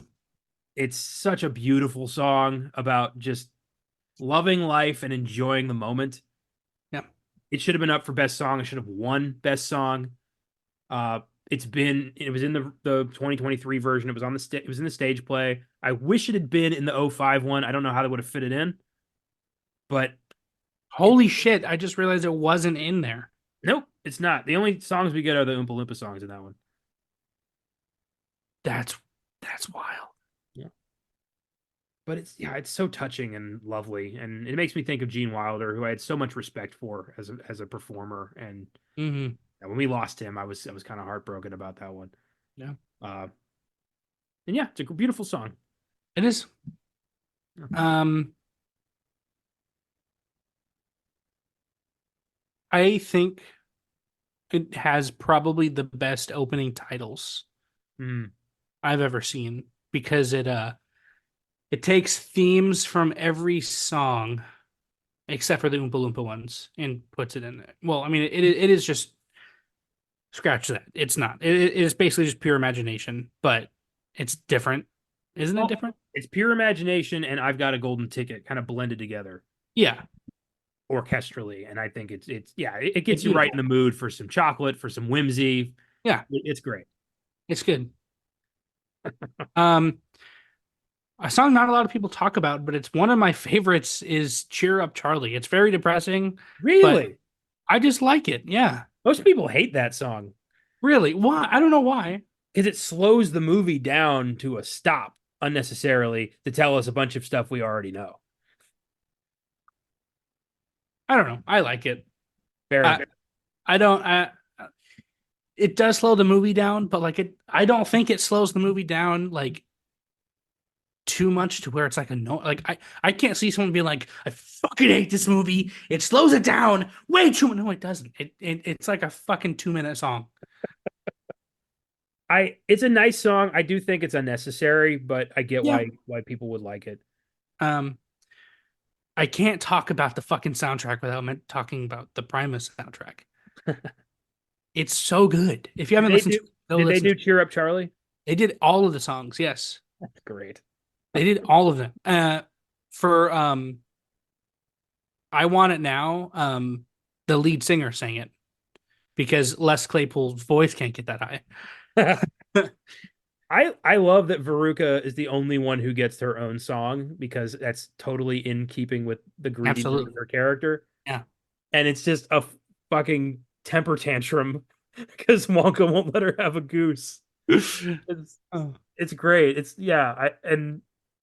ends with her going down the garbage chute. Props to Julie Dawn Cole for that performance. She really does sell just a super bitch so well.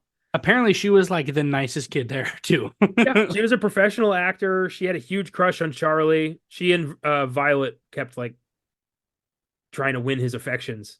That's funny. And yeah, she was super nice and had, a little trouble playing a huge psycho brat. Uh I love when Mr. Salt's just like, "Where's that go? Oh, the garbage chute. Oh, the garbage chute. Yeah, right. Where's that go? The furnace. Like what? He's like laughing about it. Like what? The furnace. Well, I think for a second, I've talked about this to you before. I think for a second he's like, thank God she's out of my life. But then he realizes that she might be like right there and hearing him, and he's like, shit, I gotta help her. That's exactly what happened. 100%. I love Also, Grandpa Joe's reaction of like, well, Mr. Salt finally got what he wanted. Veruca went Veruca went first. first. Yep. um, do you know what a bean feast is? I do not. What is a bean feast? It's a term for an annual. This is I just looked it up. It's a British term for an annual dinner provided by an employee to its workers. So what the fuck is she talking about? I don't understand what she wants. I guess Mr. Salt hosts like a yearly company dinner, and she wants that. Oh, it's right here. Yeah. It's a annual summer dinner. It's from an employee to its employees. Hmm. Um I guess it's just like a big feast, but what a fucking weird thing to say. Well, it's just a kid being like, I want everything, and I don't want anyone else to have anything. Like, Yeah. like when they're in the when we first meet Veruca, and they're he's like, I got the whole factory working dawn to dusk finding these candy bars, and she just screams, "Make them work nights!" Like Jesus, this kid's a monster. I like what the mom says after. She's like, happiness is what matters in children. Happiness and harmony. God, these And they're eating Rolaids. yeah. Henry and Henrietta doing that thing again. Oh my god. What terrible, you got to be just an absolute shit heel of a parent to create that, to let that be your child, to have been such Totally. a failure as a provider, as a disciplinarian, to just make that and be okay with it, to just accept the ulcers as your life. God, yeah. I I wish Mr. Salt hadn't jumped in after her. I wish he'd gone home and been like, "We're free." Oh, Ah, I've always loved "I've Got a Golden Ticket" because it's such a weird man. thing for Grandpa Joe to be singing it because Charlie's the one with the golden ticket. But Yeah, I do. I don't. I literally just read the book and I don't fucking. Grandpa Joe does not work for Wonka. no, they made that up for the '05 movie. I like that though. Yeah, me too. I thought that was a good touch. Yeah. It explains Um, why he knows all these things about him and why he's so obsessed. yeah. Otherwise, it's just weird. Uh, Um, oh fuck. I remembered the song. I gotta look it up. It's the song that plays on the Wonka mobile. Fuck. I gotta look it up. yeah, that was odd. That whole segment is so bizarre. Which is your favorite Oompa Loompa track? Um, Probably Mike TV. Yeah, Uh, Mike TV, that one or Violet. I do the whole. I love the whole. You'll get no commercials. I love You'll that. get no, you'll get no, you'll get no commercial. It's almost like they were just like that's the grand finale for the Oompa Loompas. Like all the other songs were practice songs. This time they've got like a fucking choreography and like a backing orchestra and shit. Yeah. It's funny because for the Primus one, it's all the same. It's obviously it's the same thing. It's just the lyrics are different. But during the show, someone came out in a giant paper mache like helmet mask of an Oompa Loompa, and they just had them doing squats to the beat of the song, and it was beautiful. What the hell? That sounds like some surrealist crazy shit. Yeah, that's awesome. Well, it's Primus. It is Primus. I can't fucking starts with you know what I can do? I can go to the fucking I can open Spotify on my phone. I do have a question for you. Yeah. Who can take the sunrise, sprinkle it with dew, cover it in chocolate, and a miracle or two? The Candyman can. I love that song. It's So so good. sweet. It's so sweet and good natured. Just a great way to start things out. And yeah, I like Bill. He's a little rude to Charlie, but I like Bill.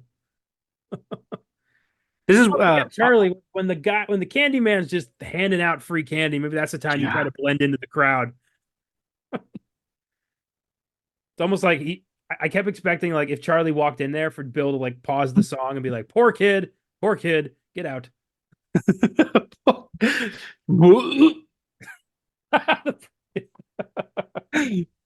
Nice. I Ah, found it's oh well, I don't want to be wrong.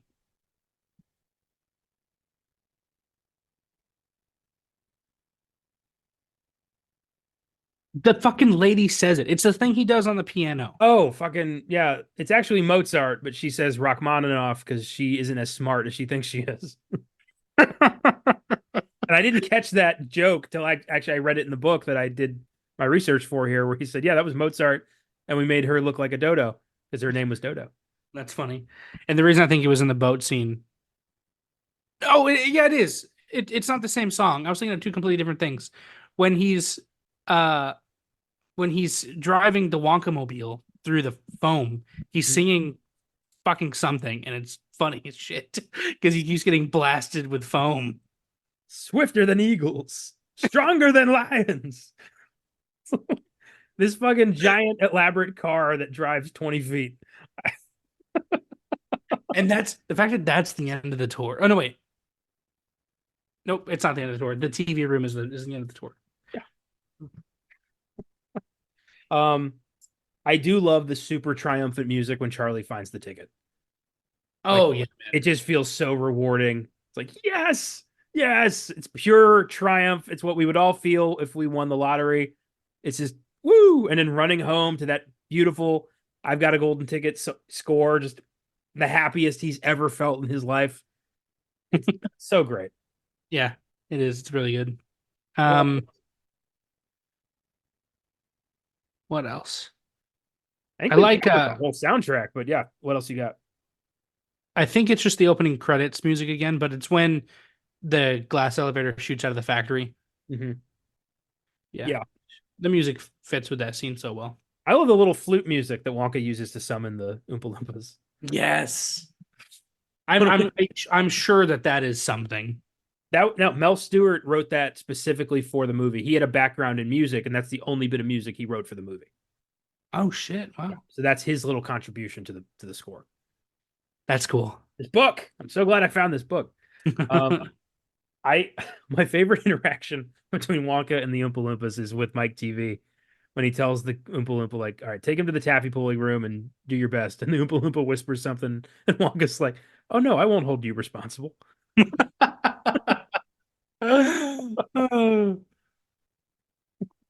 So fucking funny. I never realized that he like while he's walking Mrs. TV to the other like to the exit, he's swinging the purse. Yeah. Oh, it's so fucking good. Stop! Don't come back.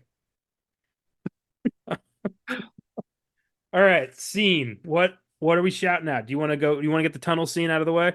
Sure. Go. Yeah. You can talk about the tunnel scene. What the fuck was this? So you don't see a lot of kids movies that are primarily targeted towards children and turn into freaky surrealist horror for 5 minutes and then go right back to the regular scheduled program like nothing happened. Yeah. This is the only time I've ever seen that, actually. I don't think I've ever seen that in anything else. Maybe Pee-wee's Big Adventure. Yeah. Pee-wee's Big Adventure. Black Cauldron has some pretty freaky moments. I guess Black Cauldron didn't hit me personally, but yeah, you're right. That does get weird. The Horn King and all that shit. That's a good movie. We should do that at some point. Should. Yeah. That's such an underrated movie. So I have here in this book Mel Stewart, who I'm sure has been asked this his entire life. What the fuck was that? Has an explanation for us. So he said, it wasn't a psychedelic trip, or at least it wasn't my intention for people to think it was. It was simply a deliberate attempt to heighten the drama in the film and to introduce an element of danger in the trip through the factory. However, I can't prevent people from interpreting the movie in a way that suits them. As for me, I've never taken a drug in my life, so I don't know anything about their effects. I know that you don't take drugs because nobody who's taken drugs would ever say, I've never taken a drug in my life. And worded that way. I have never single drug. Yeah. If I was offered a drug, I would say, no, thank you. What a tool. He's a tool. Oh, God. Yeah. So, and he actually says that the scariest part of the trip is Gene's quote, inspired lunatic reading of the poem. It certainly solidified the image we wanted to project of Wonka. So they were like, yeah, this will be creepy and weird. But then Gene Wilder started chanting, and they're like, okay, what the fuck? Even they were disturbed by that. It's like, okay, cut. Yeah, because all the kids were like, what's going on? He didn't tell anybody he was going to do that. He just started chanting, God. there's no earthly way of knowing. And everyone was like, what do we. Do we say cut? I love that. I love Salt's reaction. He's just like, okay. Like he starts repeating him. Yeah, he stayed in character. Yeah, that was great. And the best part is that like unearthly shriek he does when he's done.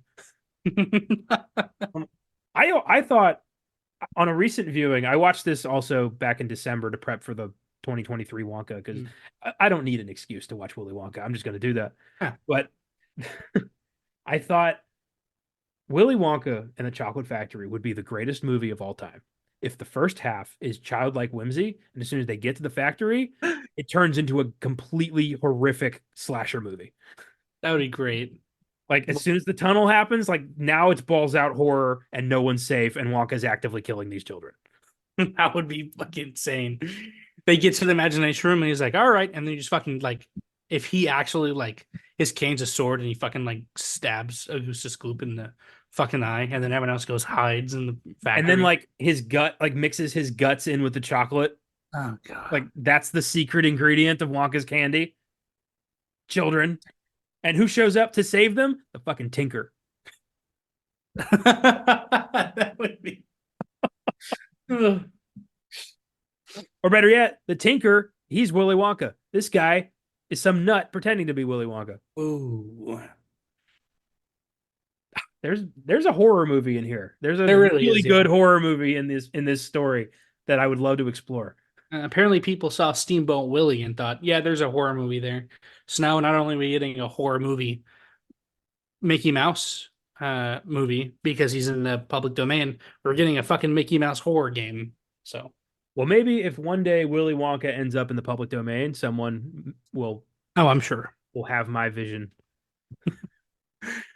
It's a small scene, but me and my dad love it so much. When Augustus Gloop's father eats the microphone. I've never been able to figure out how they did that. I love that. And no one reacts to it. They're just like, okay, get a new mic.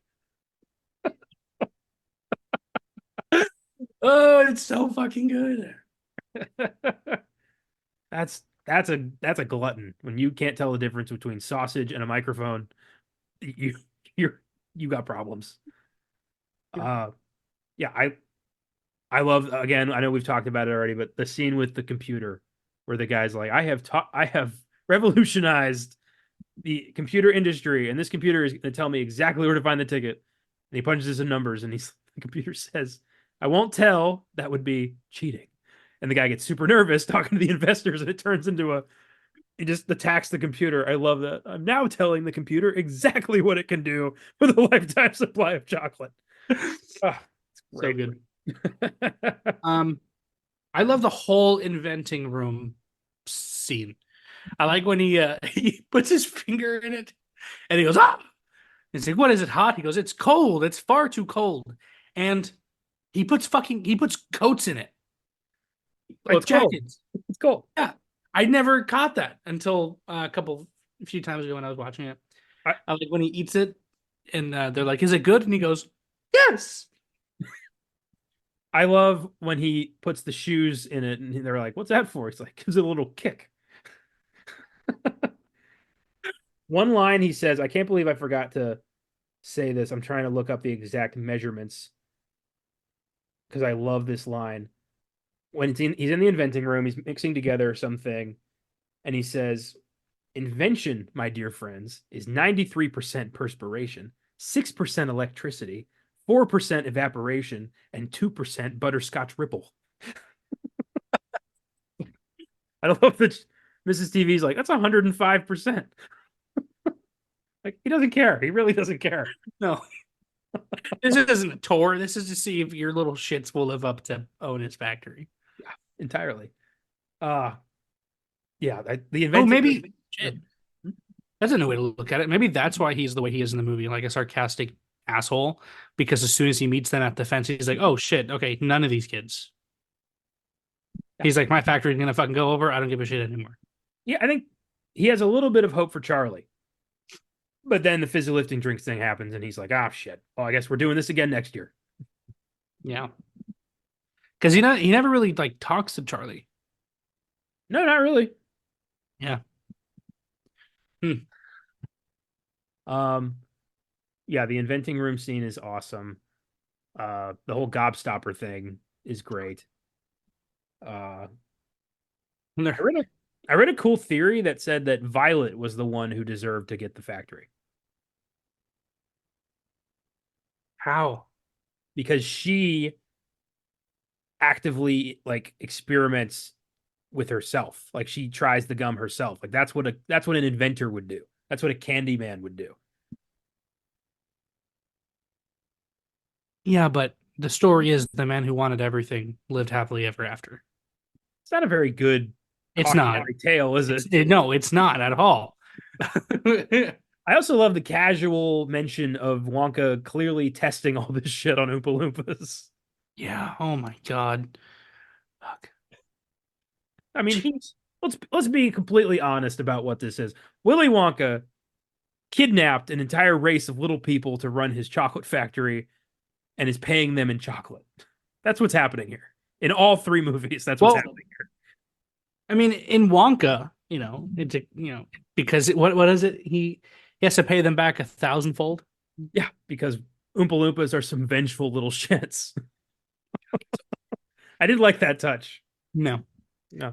Um, man, I've talked about it. Oh no, I like when they lick the wallpaper because I want to lick that wallpaper.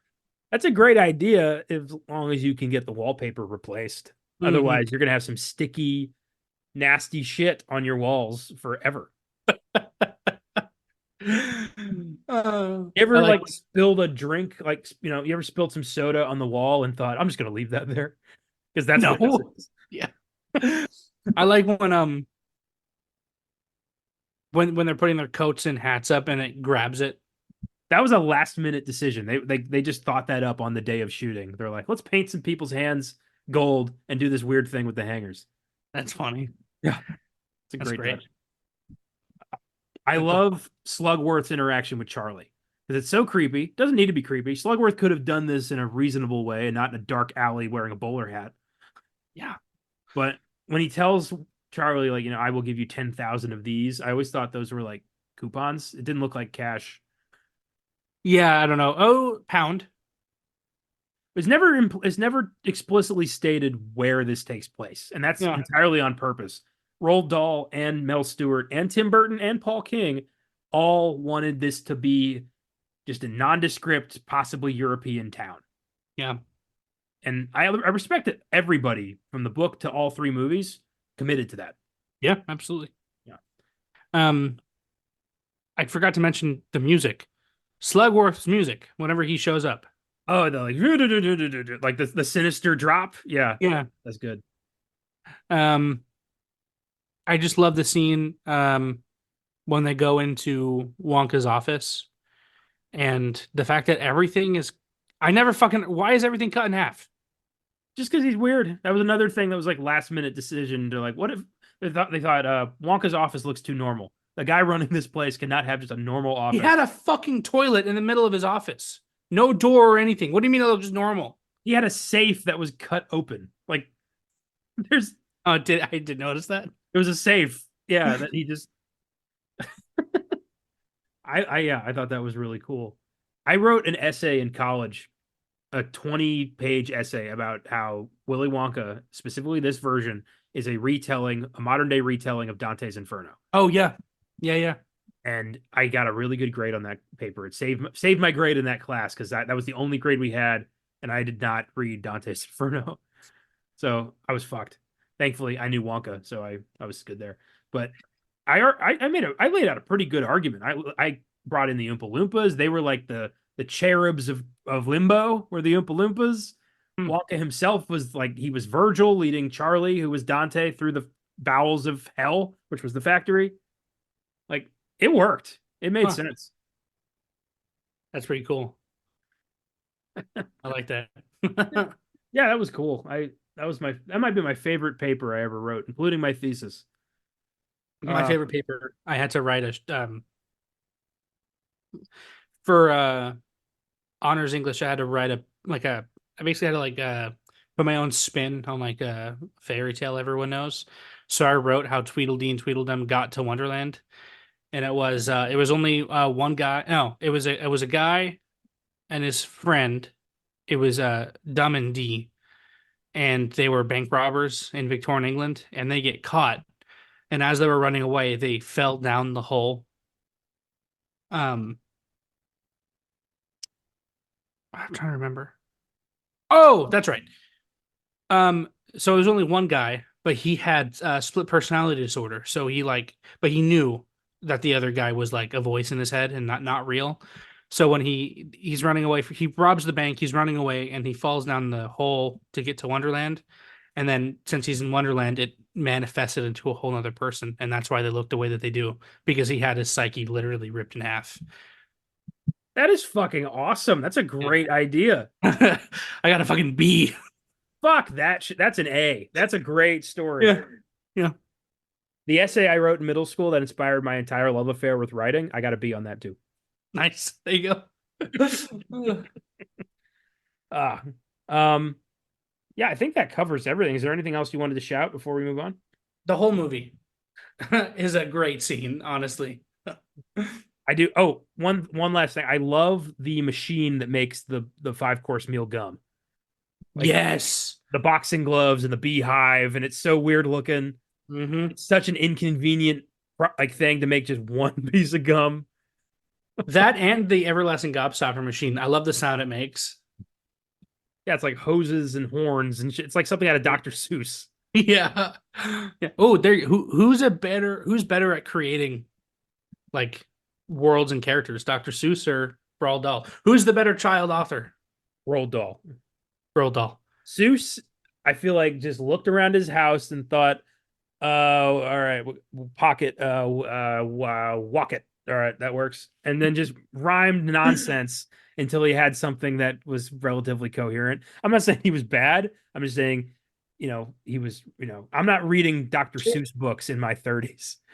Yeah, no, fucking Roald Dahl has Witches, BFG, Willy Wonka, Charlie and the Chocolate Factory, Matilda. and Matilda, and more. Esio Trot, which I is have no idea tortoise what that spelled is. backwards. Oh, Yeah, he was great. He was, sour guy who hated children, and also a snozberry is a slang term he made up for a dick. So do that, do with that information what you will. God, wow. Okay. Veruca had a point. What's a snozberry? Well, do you really want Willy Wonka to tell you that? Ugh. I do love the little interaction that he has with Violet after he makes the gum. He's like, "Do you know what this is?" And she's like, "By gum, it's gum." He just gets right in her face and goes, Wrong. "Wrong." With this like cheery grin on his face. That kills me every time. Oh boy. Well, let's take a look at what the folks on Letterboxd have to say on our final segment, What's in the Box. What's in the fucking box? Give me the gun. Willy Wonka and the Chocolate Factory has a 3.8 out of 5 on Letterboxd. Pretty damn good. It's a 5 out of 5 for me. Oh yeah. And I have 4 reviews here that are just fucking hilarious. This first one, I think this person needs a hug. This is from Onaker's offline. Onaker's of I don't know. Oh, Nikki, you're so fine. Haha, I got it. This is a half a star review. Oh no. This is genuinely the scariest horror movie I've ever seen. This movie haunts me to this day. There was a time in my life where I hadn't seen that and I missed that time. I wish I would relive that piece even just for a day. If I had to pick one movie that I hate the most, it's this one. If I had to pick a movie to erase from the world, it's this one. I fucking hate this movie. Wow, okay. It's kind of spooky. It's not that okay. I think, yeah, has this person ever seen like a real horror movie and did it turn them catatonic? Because if this is Maybe too much for you, holy hell. maybe they're like a health nut and they're just scared of candy. They're scared of candy. Sugar. Ah! That that makes more sense than being like legitimately afraid of this as a horror movie. This next one's from Matt Singer. A kid on the bus told me if you sing the Candy Man 5 times in front of a mirror, Gene Wilder appears and turns you into a giant blueberry. 5 stars. I love that. It'd be funny if it's just Gene Wilder, not in Willy Wonka character, just Gene Wilder shows up. I would love if he doesn't like pop. It's not like he pops through the mirror. Like he has to get in his car and drive to you. He might show up like in a couple days, depending on how far he is away. At home, and he's Yeah. like, "God damn it, another fucking kid." Yeah, and he's like, "What? Here, blue. Here's the gum. Don't call on me again."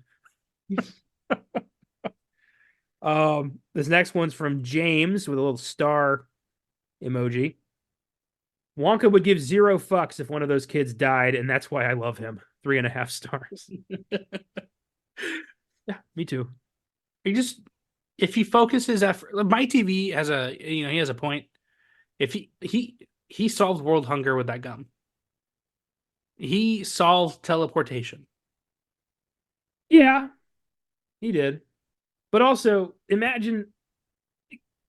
of the incredible waste of resources turning a giant, like 8-foot long chocolate bar into a tiny chocolate bar. Yeah. Think that's like 40 Wonka bars. Maybe more. It's awful. It's not a good system. No. Not a good. And teleportation, I guess, if you want to teleport to being 2 inches tall, I guess. Downsizing. Just get massive. I wanted that movie to be so much more than it was. I haven't seen it. I heard it was bad. It's not bad. It's just it doesn't really know where to go after the shrinking bit. And it turns into like an apocalypse. It was weird. Oh, okay. That's weird. This last one. This is from Waltart Witt. Like Walter White. That's what I imagine. What's his little picture? It's a character from Tekken. All right, never mind.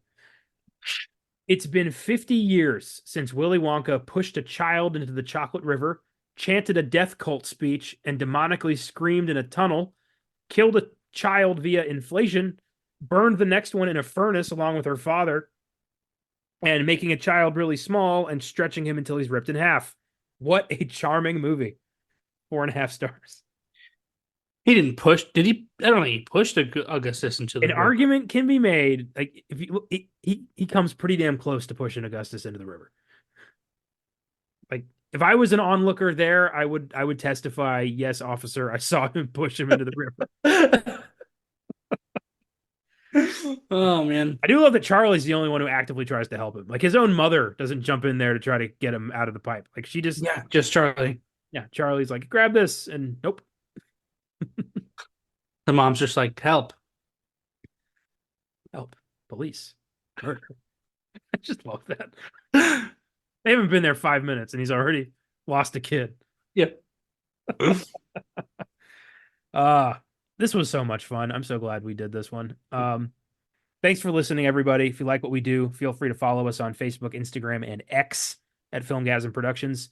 If you want to suggest films for us to check out, you can email us at filmgazm@gmail.com or send us a message through Facebook, Instagram, or X. Check out our Letterboxd accounts for daily reviews. You can search me at Connor95, and in my friends list, you can find the rest of the team. Check out our website, filmgazm.com, where I have a link to that letterbox if you want to read my reviews. You can also find articles, trailers of upcoming films in every episode of every era of our show. If you'd like to become a monthly donor to Filmgazm Productions, feel free to click on the link in the episode description. From there, click on Support This Podcast. You can choose to donate $1 a month, $5 a month, or $10 a month. All donations go right back into the show, and we greatly appreciate it.